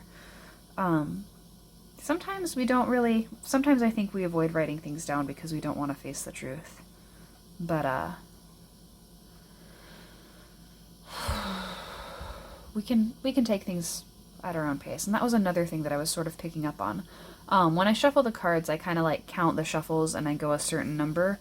And for these pick a cards, I try and do 21 shuffles, but I had to take 30 for you. So I think that you're the kind of person who really needs to take their time with things. And sometimes that can feel like you're just not making any progress at all, but that's... Who are we to judge how much progress we're making? A well-built foundation gets you a lot farther than hasty scaffolding. So, for the people involved in this situation, and I'm kind of trying to go with like person A and person B, and you just like pick whichever one you identify or relate to the most. That didn't work with pile 1 at all, and then pile 2 was kind of like, oh, we're both people. So we'll see how it turns out with you. It is kind of interesting to take this route, but for the first person, or person A, is a tomato dragon, Shine. And so this is about someone who really stands out from the crowd. They've got some sort of special talent or skill, or just like a way with words or a way of moving that draws the eye and draws attention, and people kind of see them as a little bit better than the other people around them. A little bit like of a higher level. It can be intimidating. It can be off-putting for some people, because some people don't like to see someone like genuinely be of a different caliber. But I don't think I can talk too much about that without revealing my own ego flaws, so we're not gonna get into that. And the other person in this equation is the cranberry dragon with the keyword prosperity. So this is someone, this is someone who has plenty and has it all. And I almost get the sense that this prosperity dragon sees the tomato dragon and is like, I have everything except for that, so I want that. And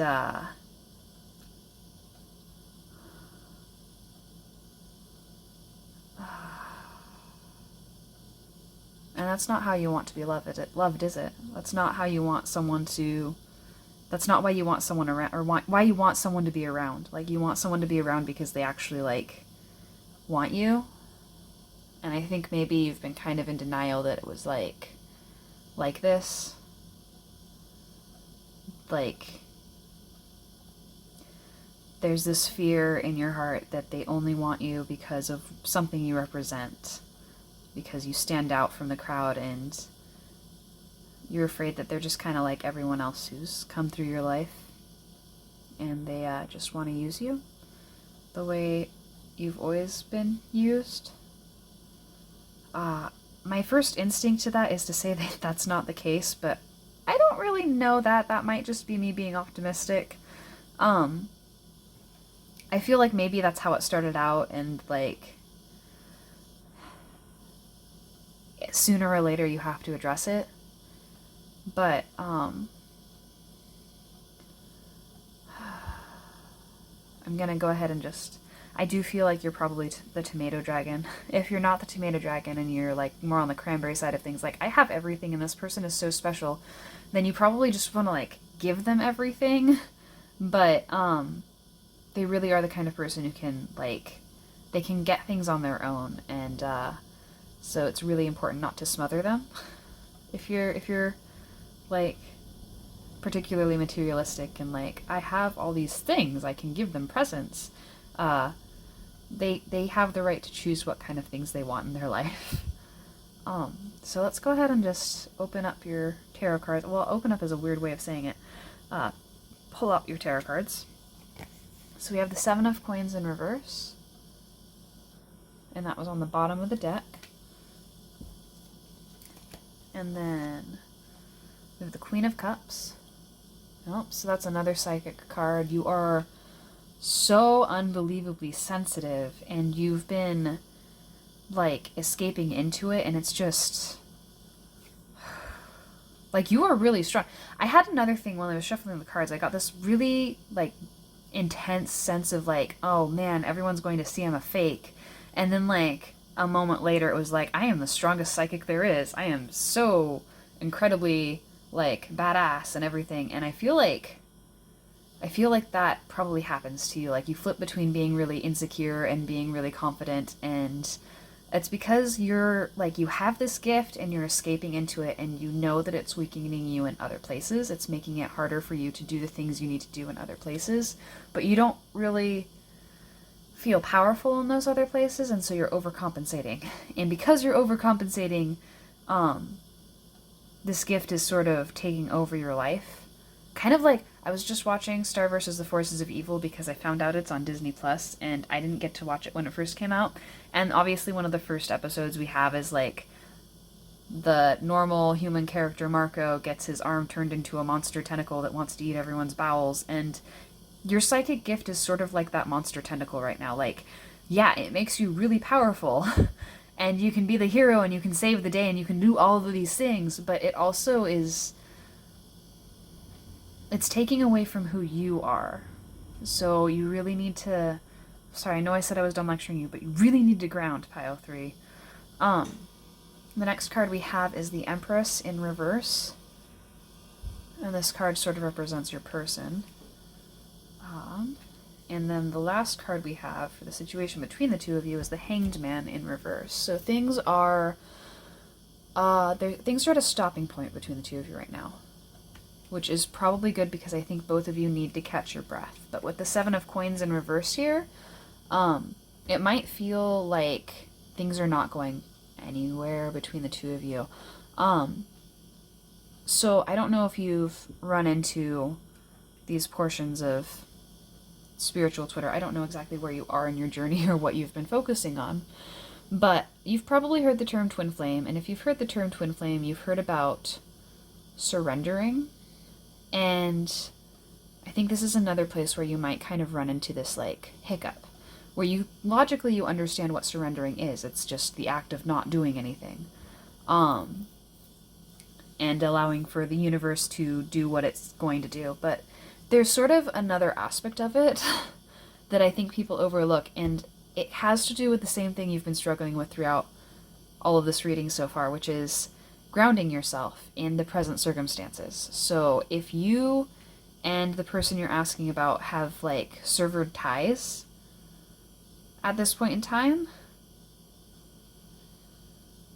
you need to process the situation as it exists in the physical world. That will help sever any like energetic ties they might be using to leech off of you. That will help sever any sort of like energetic chains they might be using to kind of like hold you in place so that they can have you, especially if they are the cranberry dragon over here. Because the cranberry dragon really is the kind of person who thinks that they can buy other people. Like, oh, you don't like me? That's fine. I'm just going to get you a Ferrari, and now you do like me, right?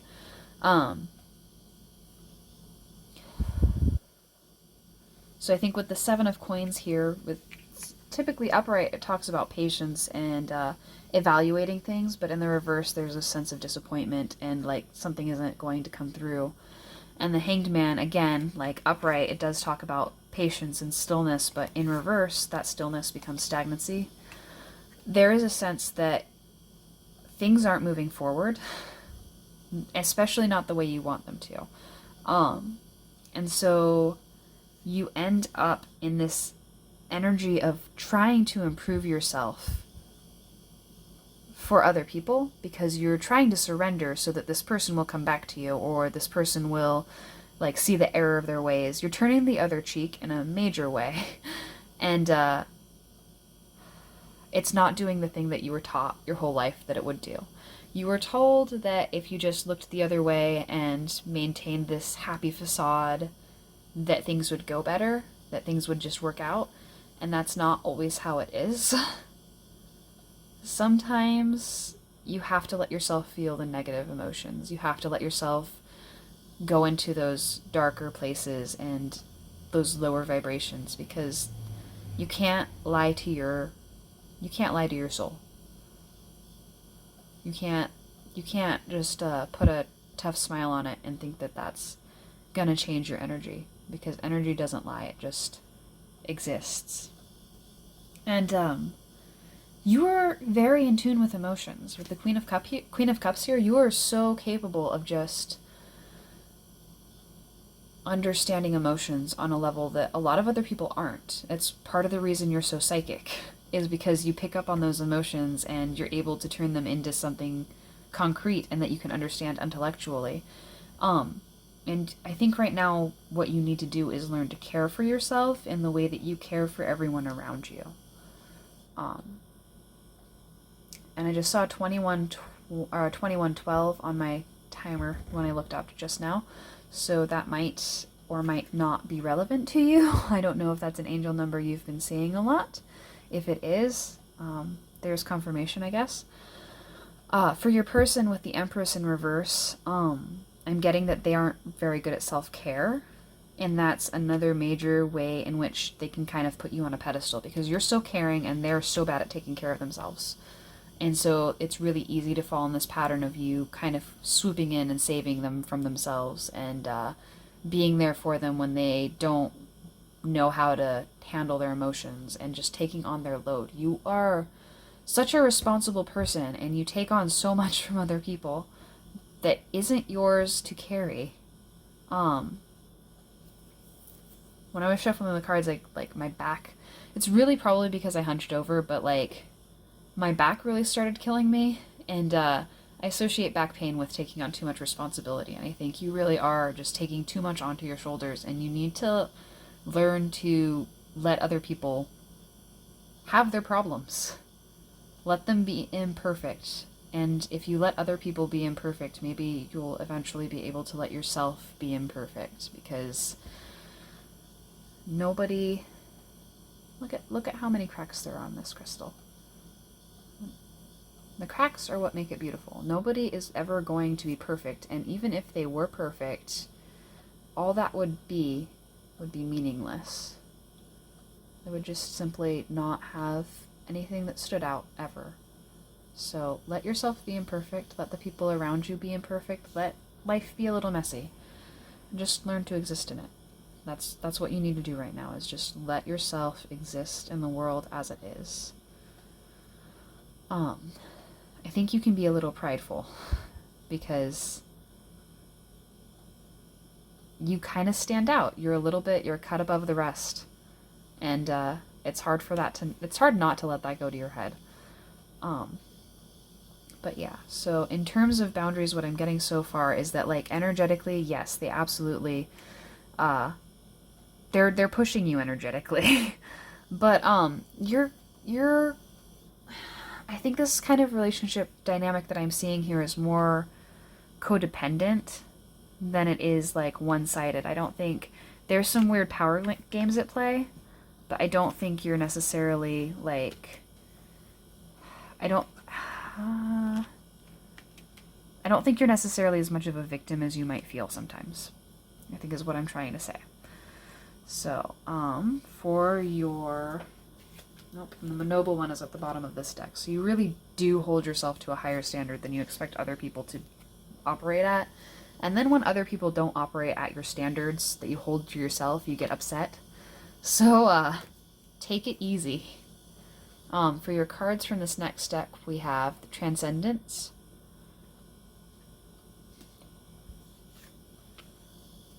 Born with a Gift, and with all of this energetic pull coming from this person, you might have started to doubt yourself, and start seeing like you need to validate your gift through this person validating what you've been picking up from them energetically. And I think that might be causing you to feel this. A time to walk alone? Feel this way, where like you need them to prove to you what you've been picking up on energetically. And I was there too, like, I don't know, 5 months ago maybe. I was like, I'm picking up on all this weird energy and I don't know what to do with it. And I finally reached a point where I can just like trust myself on what I'm picking up on. I still don't really know what to do with it, but like as soon as I let myself think what I'd been thinking, it was so much more peaceful. And then I didn't mean to draw, like I intended to draw 3 cards, but I ended up drawing a 4th on accident because I was distracted. So we also have Memories of the Forgotten Self. So you really do need to get back. You need to take some time to yourself to reconnect with who you are outside of this person, outside of this connection. You need to reconnect with your gift and stop worrying about whether or not this person's energy is matching their actions, because energy might not lie, but it's also not concrete. So sometimes it's not immediately apparent how it fits in with what's going on. You are going through so much growth right now. If you were tangled up with this other person or with another person right now, it would make it really hard for you to tell who you are meant to be, because you're changing so much. Someone else's energy getting mixed into that is going to like really interfere with your ability to become your true self, and it's going to make it really easy for you to forget who you are and like what you believe in and what you stand for and what's important to you. So just taking that time to like disconnect from everyone else's energy, because you have such a strong gift, and it is a gift if you can learn to control it. If you can't learn to control it, if you can't learn to regulate yourself and set those boundaries and understand what the information you're picking up on is, if you can't learn to control your gift, it's going to control you. And it's going to turn into a curse. So you need to take the time, and it might be a long time, and it might be a really weary time, because it takes a while to get comfortable with yourself. But you do need to take that time to just sort of follow your own path and disconnect with all of the energy around you. Learn to block it out. This doesn't mean like pretending it's not there until you are able to like ignore it. It means like actually learn to cut that energy off from you. Learn to set up those energetic boundaries, because you need a space where you can just exist as you are without any interference from outside sources. And you are so open right now. You are so open to the spiritual that you don't really have that space. So, okay, I'm gonna go ahead and set these aside now, and we're going to look at some affirmation cards for you. I really hope I'm not like speeding through this reading. I feel like there's like so much that like I should be saying, but I also feel like I'm just repeating myself at this point. Like there's just so much spiritual, psychic, energetic noise going on. It's like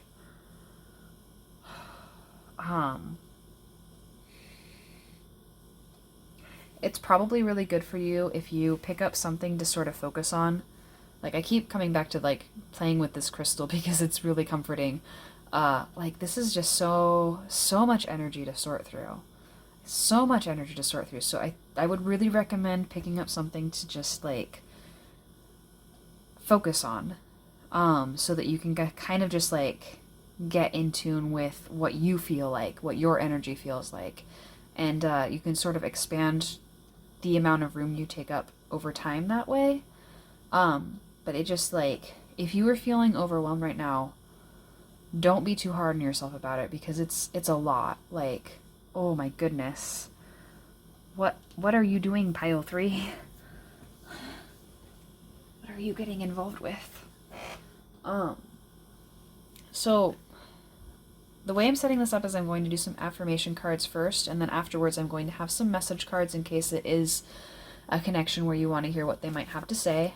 And but I figured we would do the affirmation cards first, so that if you don't want to hear from them, which you may or may not, and it's totally fine. It's fine if you decide you don't want to, and then like later on you come back and you finish watching it or something like that. That's always an option for you. You don't have to push yourself to accept energy that you don't want to accept. But also it's fine if you do want to watch them, because we all process our emotions and we all process what we're getting from other people at our own rates. And it's whatever works for you is what you're meant to do. So our first affirmation card for you is, you are the witch they could not burn, fear no flame. And then, the unusual is rarely understood, but that makes it no less wondrous.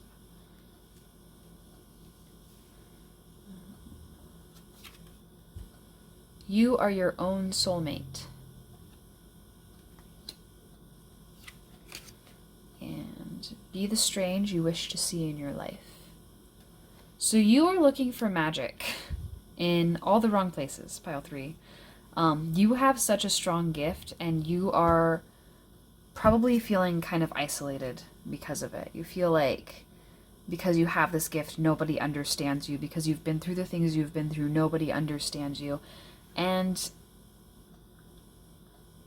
just because that's true doesn't mean that you can't connect with people. Like, it's nice when people can understand us, but they don't have to go through the same things that we've been through in order to make that connection.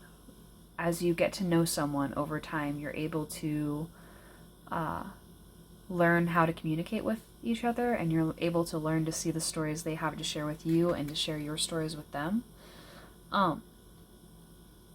But you really do need to, again, like with this you are your own soulmate card, you really need to ground yourself in your own energy. And I think maybe you hate your own energy, but it's just because you don't really understand yourself. So yeah, that's what I have for your affirmation cards. I'm going to go ahead and do some message cards, and then that will be the end of the reading. So, man, I still feel like there's just something that I need to say, but it's not coming out. So for the bottom of the deck here, really quick, we do have the listen card. I'm telling you the truth, you can trust my words. And then the first 3 cards I draw from this deck are going to be what they want to tell you, and then the second 3 cards, like the second set of 3 cards I draw, is going to sort of be like what they wish you would understand or know without them having to tell you.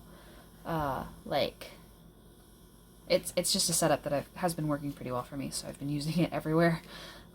So our first card is guilt, Hurting you was never my intention, but now it's hurting me too. Moving on, I feel like we both need to go our separate ways for a while. And ring, I promise you.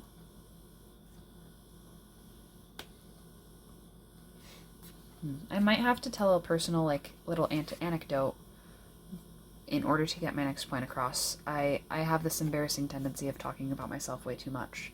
So what they wish you would know without them having to tell you is going to be baggage. I'm sweeping away toxicity to make room for what's truly important. Finances. I'm busy with work right now and it requires my attention. And first, you are the one, the only one. So, hold on a moment. So, they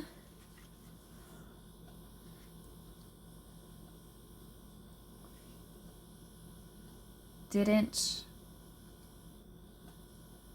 But I do feel like this person wishes they could apologize to you. They want to basically tell you, sorry, we need to go our separate ways for right now, but sooner or later we will meet each other again.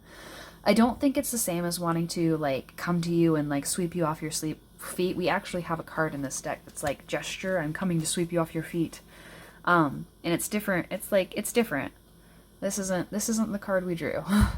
We drew ring. So it's sort of like they want you to have faith in the process. They're not asking you to have faith in them fixing everything, but like in the universe to arrange things for you so that you can find your way back to each other when you are able to love each other as you truly deserve. But until then, they do think that it's important to sort of go your separate ways, because look at this energy.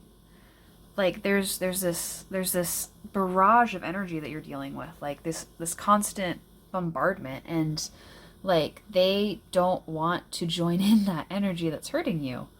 They're hurting you is not what they're here to do, but like I don't think they trust themselves right now, and I think there might be a good reason for them not to trust themselves right now. They haven't solved the problems that they need to solve before you guys can like be together without hurting each other. It's just that just because they haven't solved those problems, just because they're not ready to be with you, doesn't mean that they don't wish they could be right now.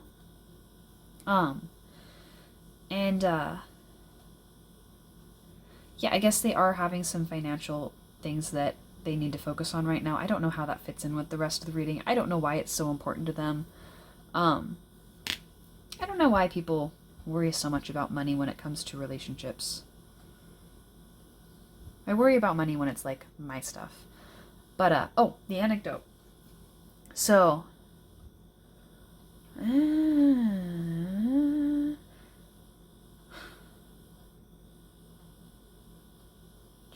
don't know how to talk about this because like YouTube feels so much more public than my Twitter, even though I have more followers on my Twitter than I have here.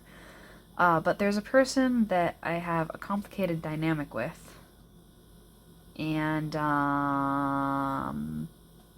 it's probably a little obsessive, at least on my side. It feels like it's a little obsessive on their side as well.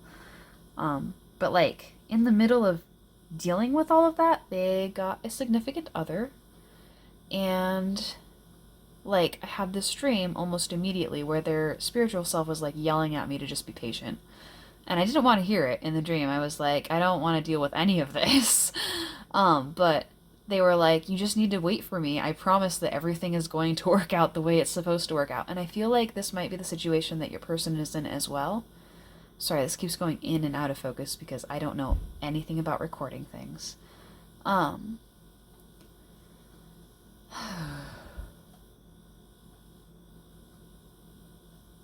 Full disclosure, when that happened, I had like legitimately thought that this person and I could be friends, and now several months later I realized that that probably wouldn't have been an option, and they were totally right about it not being an option, even though I thought that I was being mature by friendship being on the table for me.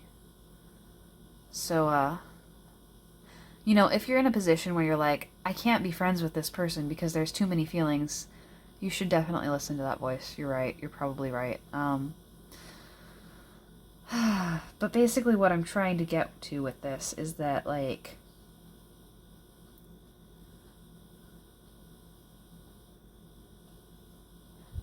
this person just really,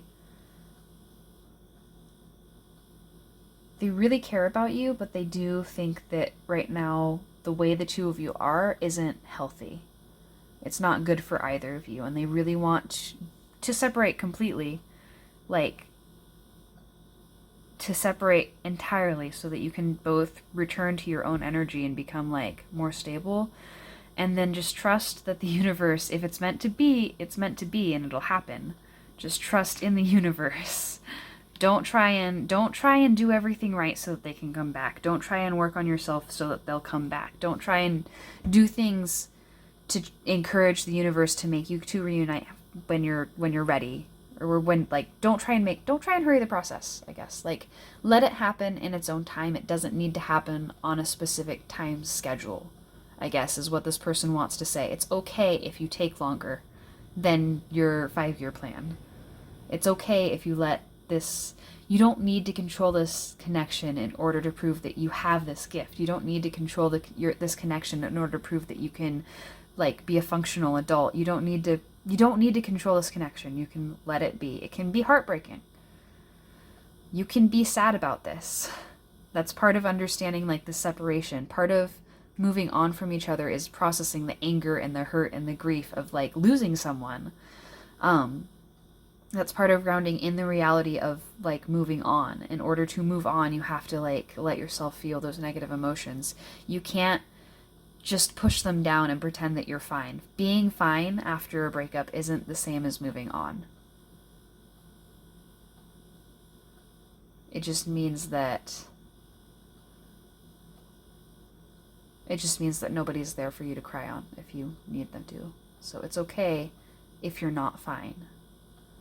This person wants you to know that it's okay if you're not fine. If they could be there for you, they would. So if you've been picking up on them in readings, or if you've been, like, watching pick a cards for them, and, like, there's all these wholesome messages about how much they love you and want to support you, that energy is true. They want to support you.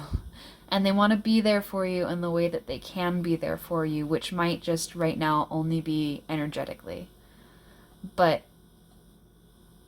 they want you to take care of yourself so that you can be safe, and so that they don't have to freaking worry about you all the time. And so they can focus on making themselves better, so that they can clear out all this toxicity, all the messed up things that they learned in their world. They have a lot to unlearn about the world, but you're really important to them, and you don't have to doubt that. You don't have to, like, play second fiddle to someone or pretend that what was meaningful to you wasn't meaningful, because it was, and it was meaningful for them too. It had as much importance to them as it did to you. So it's okay if you believe that. You don't have to prove it. You can just know it in your heart. And if the people around you insist on, like, saying that you're wrong, I don't know, really question why they need you to believe that this person didn't care about you. Really question that, because that's weirdo energy. So for a last word from this person, I have one more deck, because I have pretty message decks and I want to share them with the whole world. We have Our Souls Are Connected. And then we have, I can't get the words out right. So they're really trying to convey this to you, but it's just not coming out the way they mean it to. They're trying really hard, though. And I feel like I can't communicate really, really hard. They're trying really hard, and it's just not working right. And they just end up hurting you, and they don't mean to hurt you. They want to be there for you and support you, and, like, the things that they're doing to support you end up hurting you, and they hate it. But they don't know what else to do, and they're afraid. They're really afraid of you getting hurt. They're really afraid of hurting you, and I think they're afraid of getting hurt themselves. So, And the bottom of the deck is there's something you're not telling me. So, that's what I have for you today. I'm sorry this turned into a huge lecture, but just try and focus on doing some self-care in the physical world. Get out of the spiritual world so much. You don't need to be forcing yourself to meditate all the time. You don't need to be forcing yourself to have this spiritual existence. Your gift isn't going to go away just because you focused on the real world for a little bit. I know that this situation might have made you doubt yourself, but you are incredibly powerful. You are so very strong. So that strength isn't just going to go away because you focused on repairing some of the things that are going sideways in your real world. So that's what I have for you. Thank you so much for watching. If you would like to leave a comment down below, go ahead. Kind of understand if you don't. I feel like this reading might have been a little bit irritating because I did lecture you for a while. But that's what I have for you. Have a lovely day. Thanks for shopping with us. And like I said, I tend to repeat myself. I just said thanks for shopping with us. Oh, good grief. I've been working too hard as well. I have no room to be lecturing anyone about grounding. Have a lovely night. Thank you for watching and sharing your energy with me. And wherever you are, I hope things are going well. I guess. I don't know what I'm saying anymore. Good morning, afternoon, or evening, pile number 4, wherever you are watching, whatever time. The very first thing I have to say to you is, oh my goodness, you poor baby. I don't know what the situation is quite yet, but I'm gonna set this here.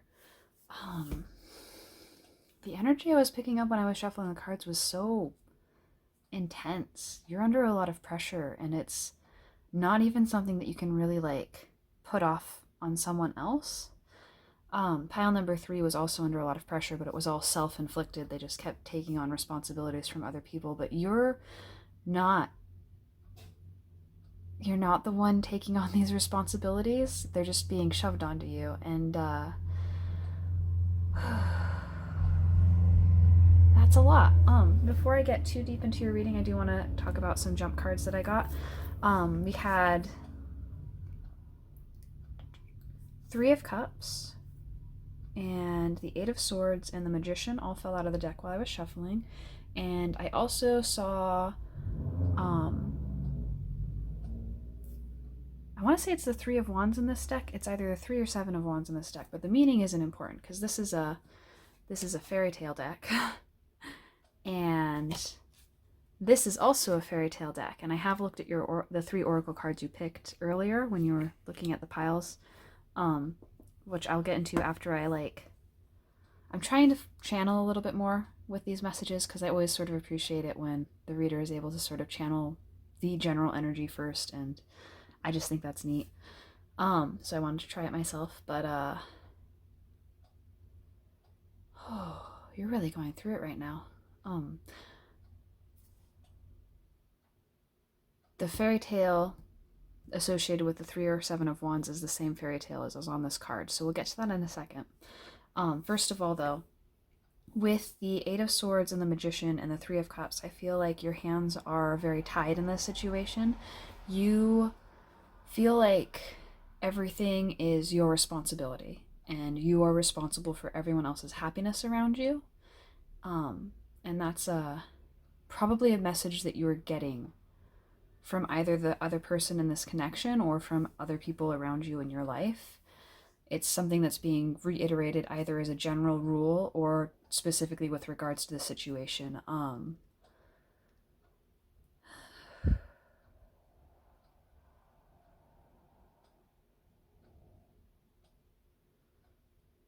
I feel like it would be pithy to just be like, oh, well, it's not true. You're only responsible for your own happiness or something like that. Like, I feel like that doesn't really get to the real issue, which is like, of course you want the people around you to be happy. And if you've if you've encountered a lot of situations where you didn't realize how much of an impact you had on them, or where you realized that nobody was going to do anything about like any of the problems in your life, it's really not easy to just like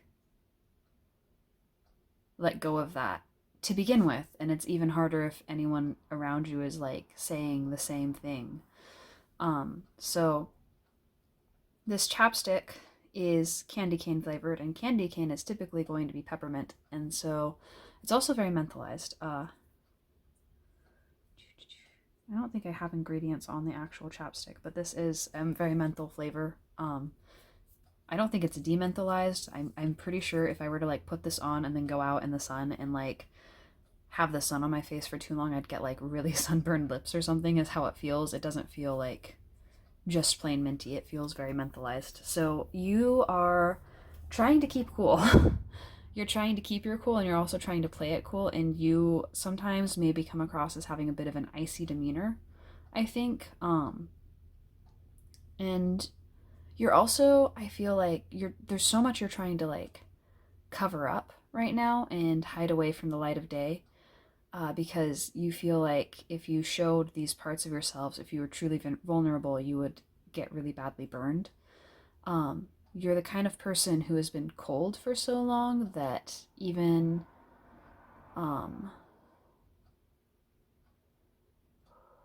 little bit of warmth can feel searing to you. Like you're so afraid of getting hurt, but you're also so afraid of like being burned up and losing yourself in the ashes of someone else's like whole existence. I think because you take on so much responsibility from other people, and because people expect you to be so responsible, and I feel like they might play games. Like, you know, they might be like, "Oh, well, of course, if you're unhappy, I want you to be happy," and like they say the right words to be affirming. But if you ever like start setting a boundary, it doesn't go well, and it always feels like it's the wrong time to sort of be like, you know, I kind of have a lot on my plate already. Um, I think people have really learned how to push your buttons and make you do things that you don't want to do, because of course you have to do that if you want to be a good person, and that goodness has become very conditional for you, which to some extent, I suppose the idea of good and evil is already conditional. It's a judgment that we pass on to things based on what they've done. But there are some schools of thought that say that harmony exists when you are in the path that you are meant to walk, rather than being related to the choices that you make or the actions you're taking. It's about knowing yourself and knowing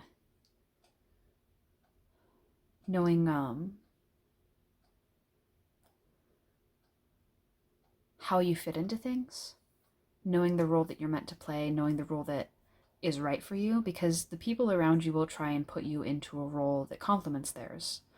They'll try and put you into a role that makes sense to them, but they don't know you the way you have the potential to know yourself. So, I think right now you might be really struggling with icing people out, is my takeaway from that. I'm going to go ahead and get to this. I think I've told every pile this so far, and I want to make sure and tell you as well. You could be asking about a romantic connection, and this is I'm mostly going to be going in the direction as though this is a romantic connection, but it's fine if you're not. If you are asking about like a loved one who you don't have like romance with, like a friend or a family member, or that's fine. Just disregard the romantic stuff. If you're asking about like someone that you know in a professional sense, again, it's fine. Just disregard anything that's too mushy, I guess. Well, I suppose you'll know what is for you and what isn't. I think you're pretty good at that.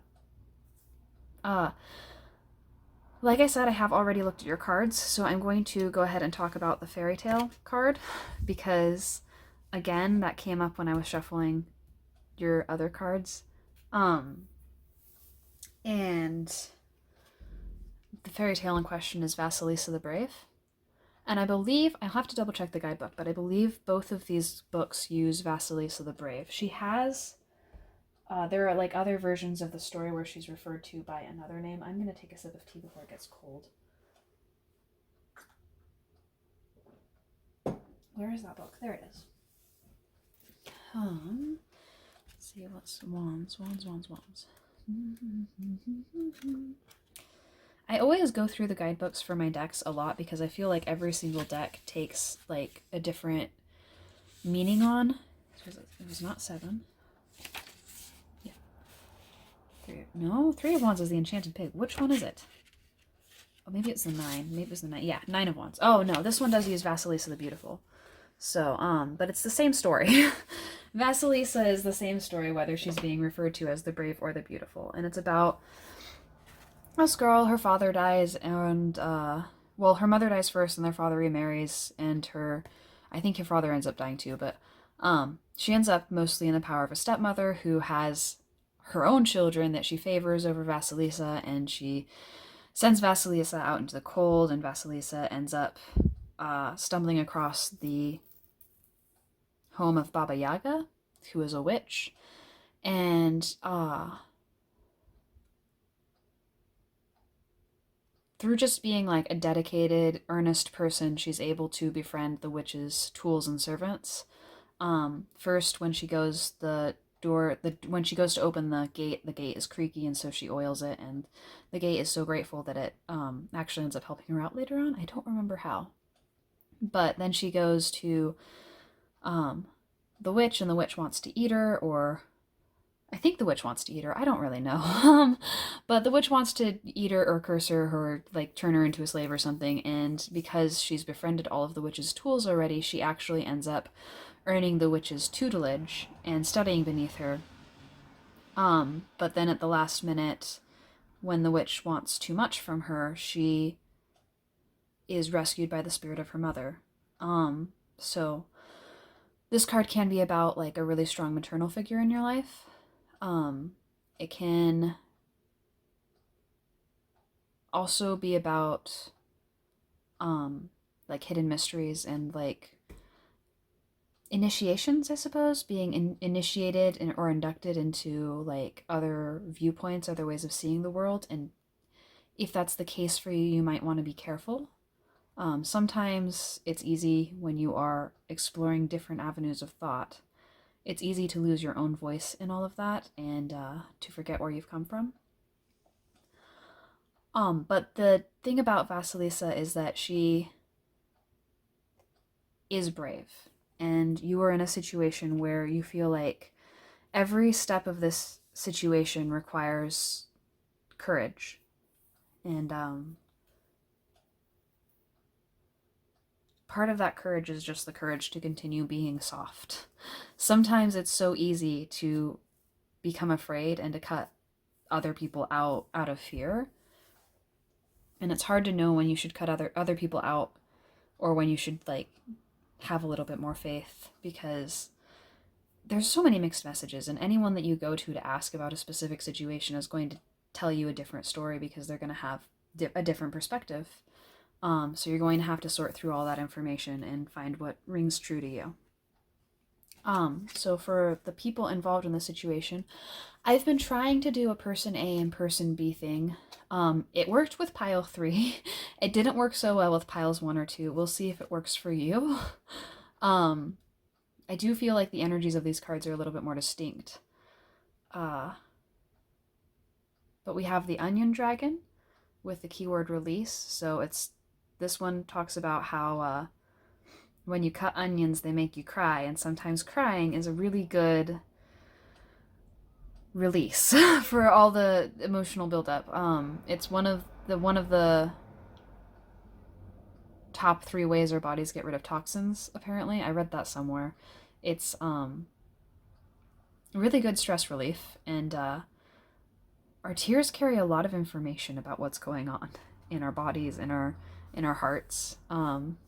Tears inspired by different emotions are supposed to have different chemical makeups. I haven't done a whole lot of research into that. And then on the other side, we have the Blueberry Dragon with goals. So, when I shuffle these cards, I set the piles out without looking at them, and then I film the intro, and then I write down all the numbers, and I do like each one pile a day, kind of. And so with each of the piles, there's been like one card in them that stood out to me for like the entire time in between filming. and like I couldn't remember the other cards in the pile, but then like this one card I could remember. And for you it was the Onion Dragon. I really think that you are trying to walk away from something, and I think because of this, both of these cards might represent different aspects of yourself in this situation. On the one hand, you have this concrete goal that you're trying to accomplish. You have something that you want to achieve here. But on the other hand, you do still need to process your emotions. You need to let yourself cry if you need to cry. You need to let yourself be angry if you need to be angry. Having emotions doesn't automatically mean acting on them. You can feel things without losing control. You might want to be careful about who you share your emotions with, because some people just don't like emotions. They get really uncomfortable with them, especially if those emotions are complicated or nuanced, or if you're like kind of divided about things, if you're not good at expressing yourself with words. Like all those sorts of things can like add up to cause people to think that they are entitled to tell you to shut up, basically. Which I guess technically they're entitled to tell you to shut up if they want to, but they'll approach it sometimes as though they're doing it for your own good rather than because they just don't want to hear it. Oh. I had a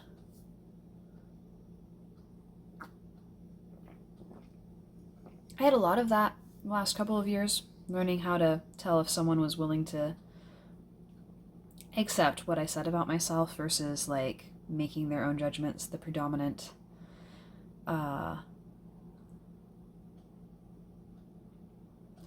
interpretation, I suppose. You will eventually, if you practice, you will eventually find the people who are willing to just take what you have to say for yourself and accept that as the truth. It might take a little while. It took me a couple of years, but you will. You just kind of have to like observe how people respond to like what you have to say about your emotions, and like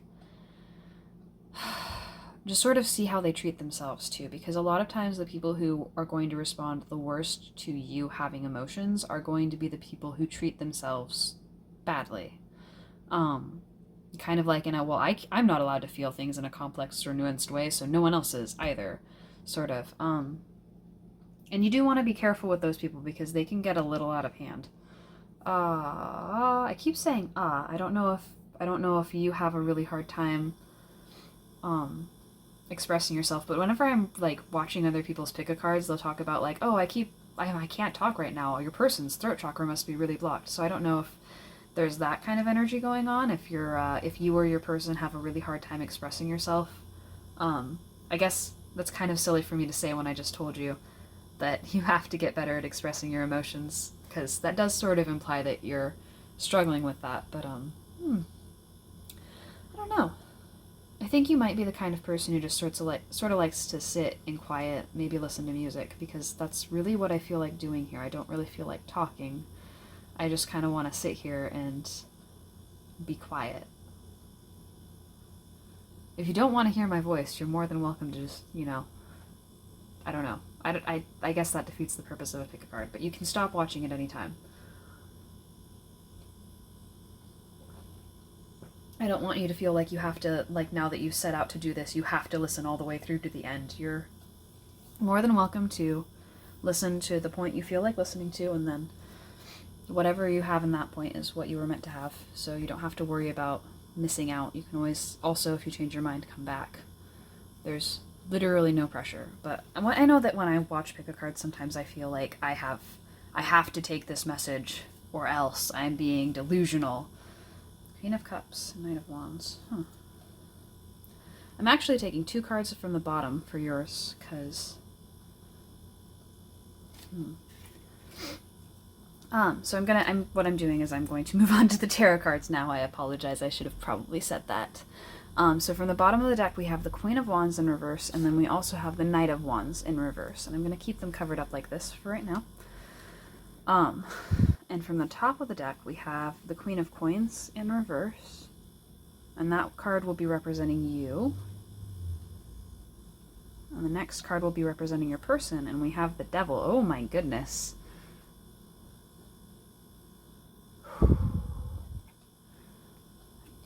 Oh my goodness.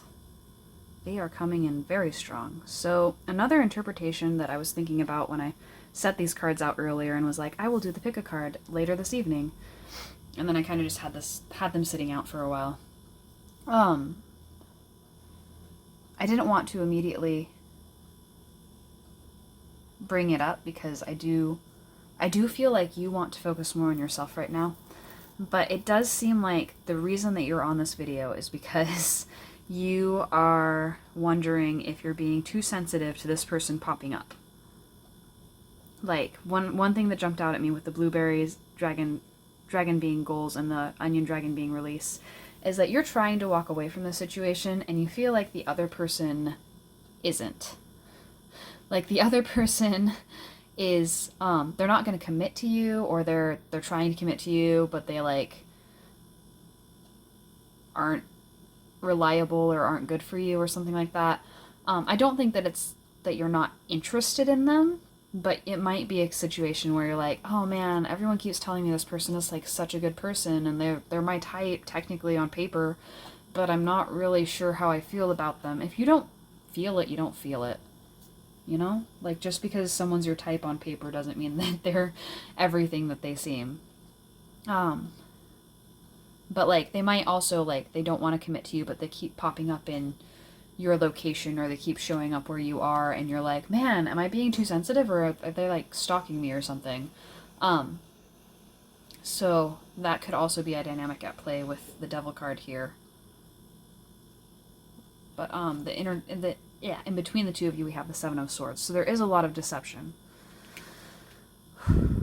I don't really know why you're asking about this person, because I think that I think you know what's up here. I think you are more than aware of the fact that you can't really trust them. I just think that there's like a lot of external pressure. With the Foundation cards being two court cards, and they're both in reverse, and they're like the Queen of Cups in reverse. The Queen of Cups is a really nurturing figure when she's upright, but in reverse she becomes really controlling and smothering, and she's prone to emotional manipulation. And the Knight of Wands in reverse, like upright, they're very direct, but in reverse they become kind of also unreliable. They become kind of the person who says one thing, but their actions show something completely else. And you're just in like... And you came up as the Queen of Coins in reverse, so like you're starting to feel insecure, you're starting to feel like you can't really do anything, and you just don't really know very well. So I feel like there's a lot of people involved in this situation. We also did have the Three of Cups earlier, which, being a 3 and a card that shows 3 people, let me see if I can find it in the deck now.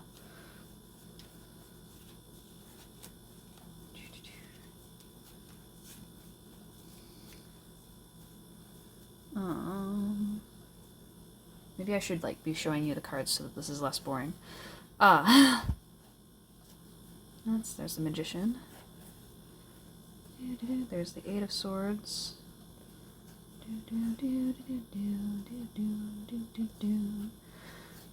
When I was shuffling your cards earlier, I actually had to take a really long break and like make myself a whole new cup of tea and do some dishes.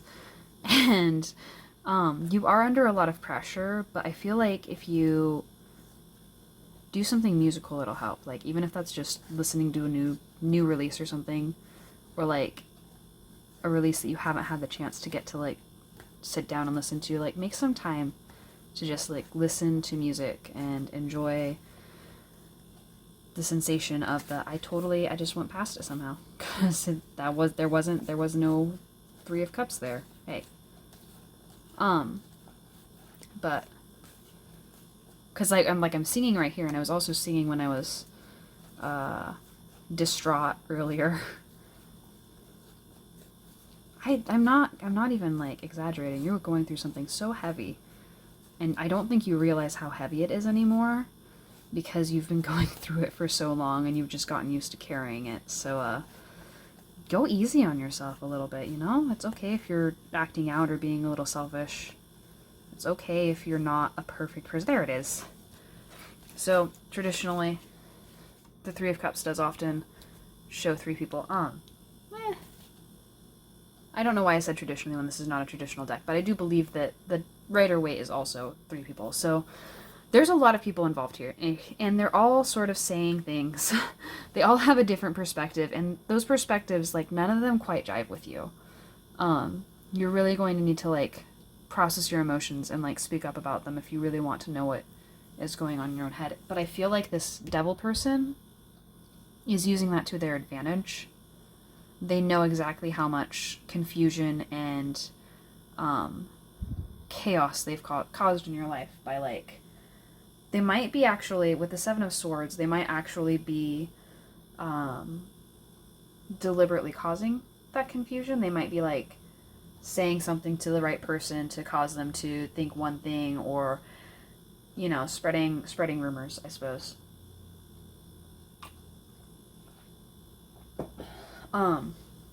They might, like, be putting it out there that they're really important to you somehow, and so, like, other people around you will, like, bring their name up around you so that they know that you're thinking about them. They know that you can't escape them. Especially with, like, this big snake. I don't remember exactly what fairy tale the devil card in this deck was. Good golly. I'm gonna just double check what the fairy tale in question was. Should be doing this where you can see, since we're Boitada?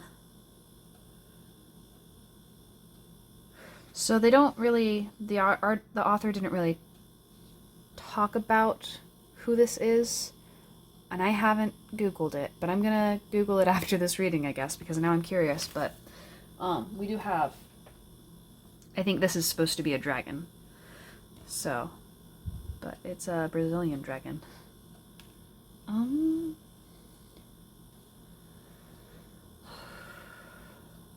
So this is a reading about whether or not your boundaries are being violated, and from this spread, I'm kind of inclined to say they are, but not even just from this person. This person is not innocent, but I feel like it's just, like, the people around you in general. Like, you are surrounded by people who are violating your boundaries, who are overstepping, like, your autonomy as a person and telling you that you should be this way or you should be that way. And, like, I feel like nobody ever takes your side on things either. I feel like there's a lot of, oh, you're fighting with so-and-so? Well, they're right. You should apologize to them. You should make up with them. It's your fault that they're not, like, happy with you. So you should be turning the other cheek. You should be being nicer. You should be being more forgiving. I feel like there's a lot of pressure like that you're experiencing, and it's not even really new. Like, I feel like for a lot of people, if they were to encounter this sort of situation, they'd be like, whoa, back up. What's going on here? This is weird. But for you, it's been going on for so much of your life that it doesn't even, like, you don't even notice when it starts up again with someone. You're just like, oh, well, that was inevitable. Oh, well, I mean, everyone's like that. Man,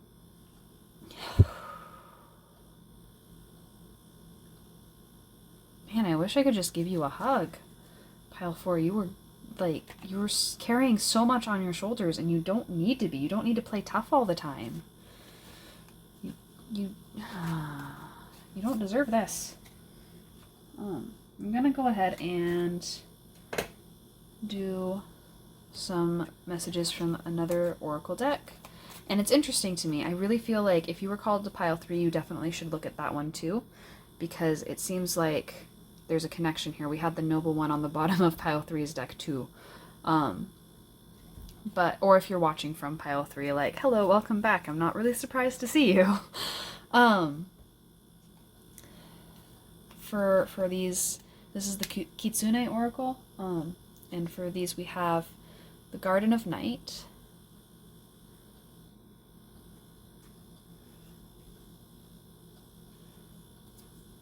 the Awakening, and the Creation of Light. I feel like the Creation of Light has turned up in every single pile except for maybe pile 3. But it was in pile 1 and it was in pile 2. And it's here too. I think we just sometimes all need a reminder that we have this light in ourselves. And you in particular are in a situation that's requiring you to take care of yourself. The Garden of the Night talks about like a retreat, somewhere that we can go in order to just be by ourselves and be alone with our own thoughts and be at peace, away from the busyness of day-to-day life and the demands of other people, in your case. And I think through being able to take that retreat and take that time alone, which maybe you haven't had a lot of alone time. Maybe you're used to being alone, but you haven't had a lot of alone time recently, and it's starting to wear on you. Especially if you are like a really big introvert, you might be realizing, oh shoot, I haven't been by myself in a while. I've been like socializing nonstop for the last 2 weeks. This is outrageous. I feel like all of this has been going on for 2 weeks is a little bit short-sighted. I think it's been a little bit longer than that, but you know. And by having that alone time, it'll allow you to sort of step into your own power again. Or even, maybe even not again. Maybe stepping into your own power for the first time, or power that you didn't know you had. And remembering that you carry this light inside of you, at all times. Like, you are always generating light. And that light in turn generates shadow. There is no one without the other. So when you see your own shadows, I think it's easy to get disheartened, but those shadows exist because you are generating light.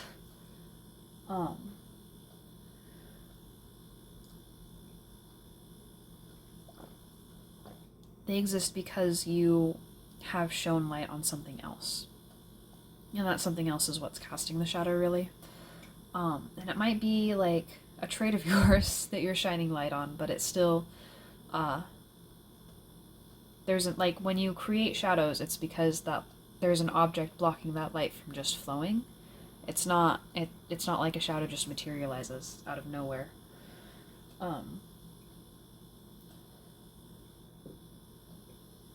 And I mean, we could go into like the allegory of the allegory of the cave and Plato and all that stuff, but I don't really feel like getting into it with Plato.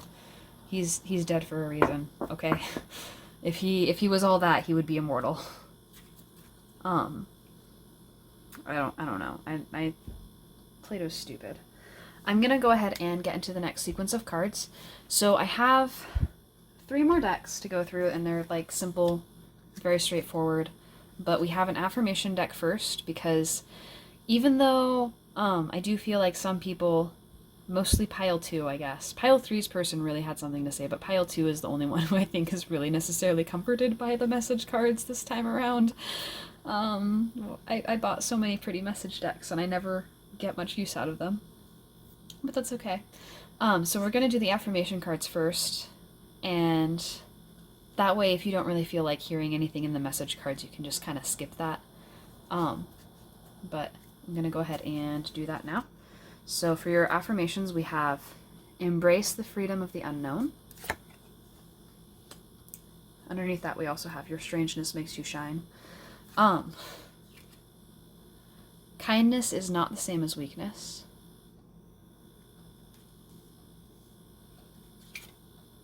Ordinary is never the only option. And true serenity comes from knowing your own strength. So again, we have a lot here about trusting your own like knowledge and trusting your own self, learning about yourself, stepping into a version of yourself that understands your emotions and understands who you are without other people defining you. And this might be a little scary. You've probably done a really good job of just like pushing your emotions back if they weren't the ones people wanted to deal with. And so there's a lot of stuff there that you just don't know. You don't know what is underneath the surface of these things. You don't know what's in this box over here. You don't know what's going to come out of like actually letting your walls down and loving yourself. But like that also comes with freedom. And especially if you felt particularly trapped, because we did have the 8 of Swords, and because I've seen people who, like, they pay lip service to the idea of being free, but they're not free. They, like, latch on to authoritarian regimes really easily. They always need someone to tell them what to do or how to be. If you're in that cycle, in that circle of like, you want to be free, but you need someone to tell you how to behave, the freedom to escape that cycle lies in knowing yourself. And knowing yourself lies in being able to sit with your emotions and know those emotions and feel those emotions and like observe them without trying to cast them into a role, into being good or bad or passing judgment on them. So learning about how your own self is feeling, learning about what your own thoughts are in a situation will free you to take a new path. Like, you aren't defined by other people. You don't have to fit the role that they've decided for you. I think that's what it means to be ordinary, is to just sort of like play the role that everyone else thinks you should play. You don't have to force yourself to fit in.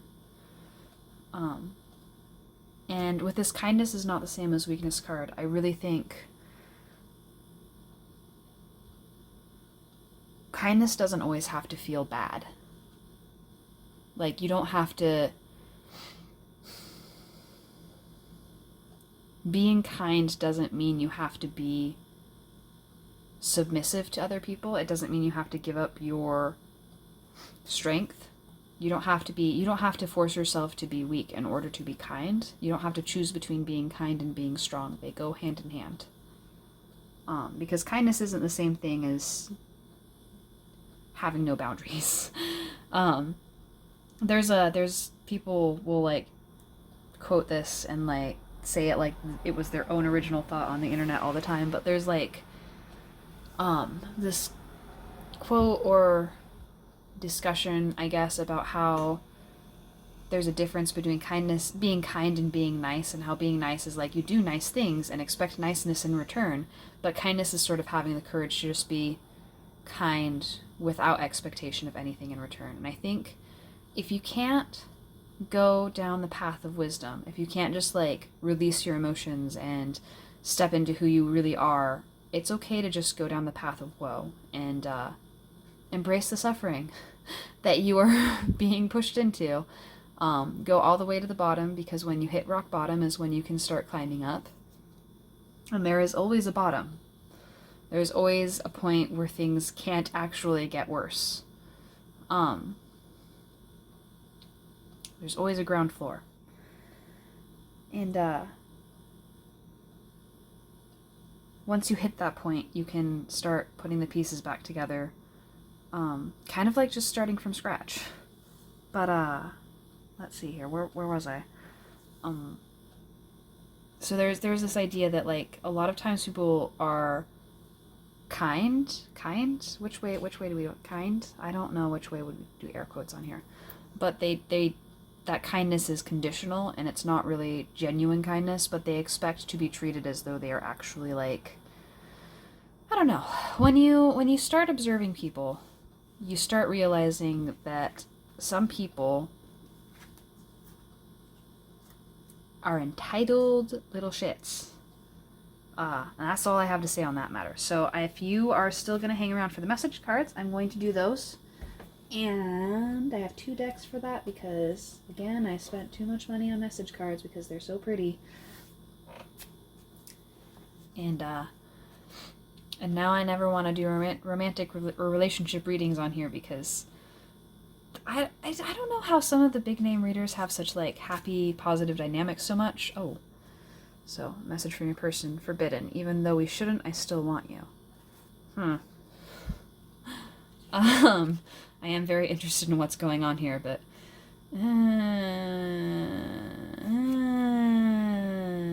squinty eyes.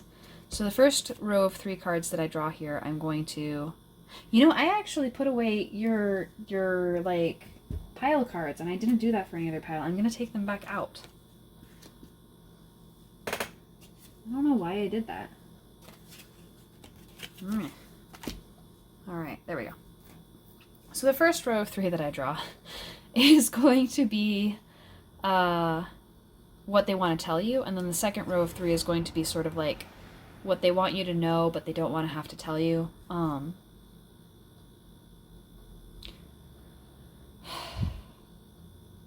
You know, when I was shuffling these message cards, they felt really clingy, and they feel really clingy now. For the first row of 3, we have risk. I'm ready to take a leap of faith and risk it all for you. Well, that's not very respectful of whether or not you want to take a risk. And within a year or more, ugh. So this really has been going on for a long time. An absence. As more time passes by, I feel a deeper void without you in my life. So I feel like you maybe actually like ended things with this person a while ago and they just haven't really gotten the hint. But what they want you to know is unrequited. I'm not sure if we both feel the same way about each other. So like, they don't want to say it because they don't want to admit it, but I think they do kind of like, they know that they're being ridiculous here. They know that they're being really pushy. I don't know how comforting that is. Taken. I am unavailable.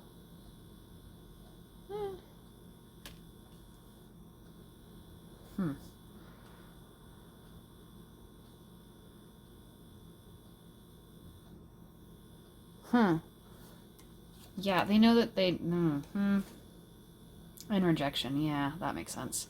I'm uneasy about myself. I don't know if I can truly make you happy. So they want to say that they're going to take a risk and they miss you, they want you around, but they also, like, they want you to doubt their...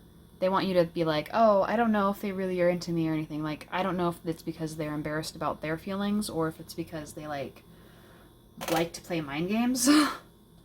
But, like, they want you to kind of see them as less,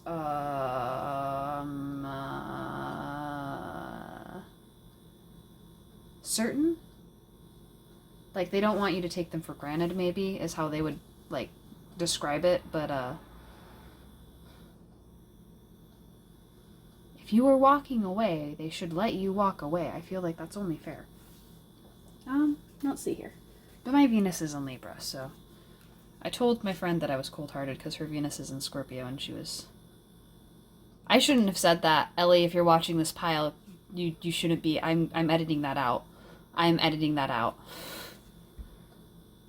I'm going to draw from the next deck. I did just edit something out. If the flickering or something is off.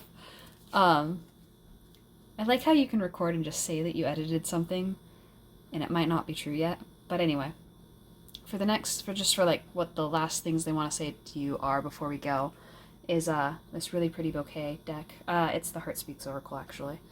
But the timing is off, but I want you. Man, I feel like I haven't actually offered a whole lot of clarity on this, because this energy is so, like, weird. But is this what it's like to have a stalker? I want a family together. I'm going to be insecure about being a stalker for days now. Absolutely, like a week.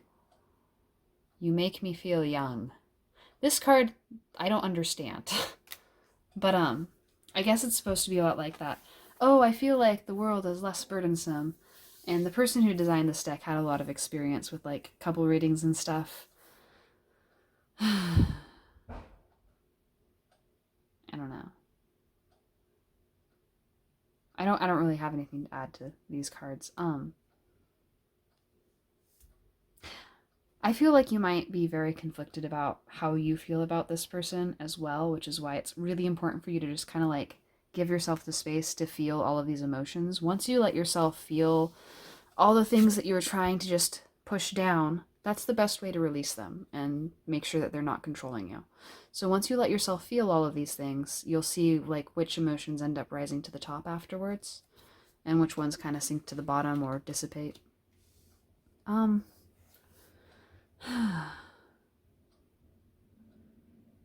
If this person does make you feel unsafe, find someone who can kind of like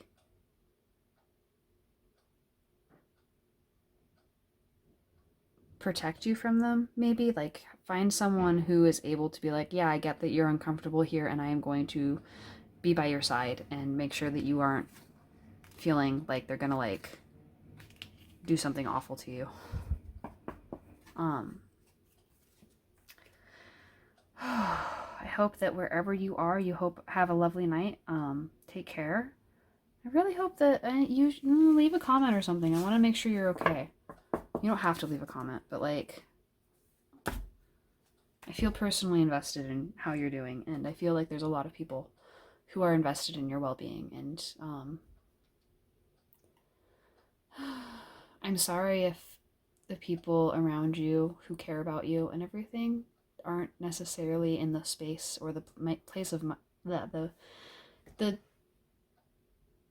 state of mind to be able to show that to you in a way that doesn't hurt you. So I hope that you can find the people in your life that can do that for you. And in the meantime, take care.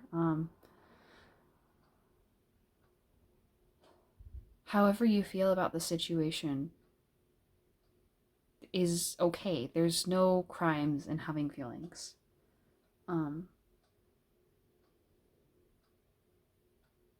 Just make sure you're taking care of yourself. Have a good night.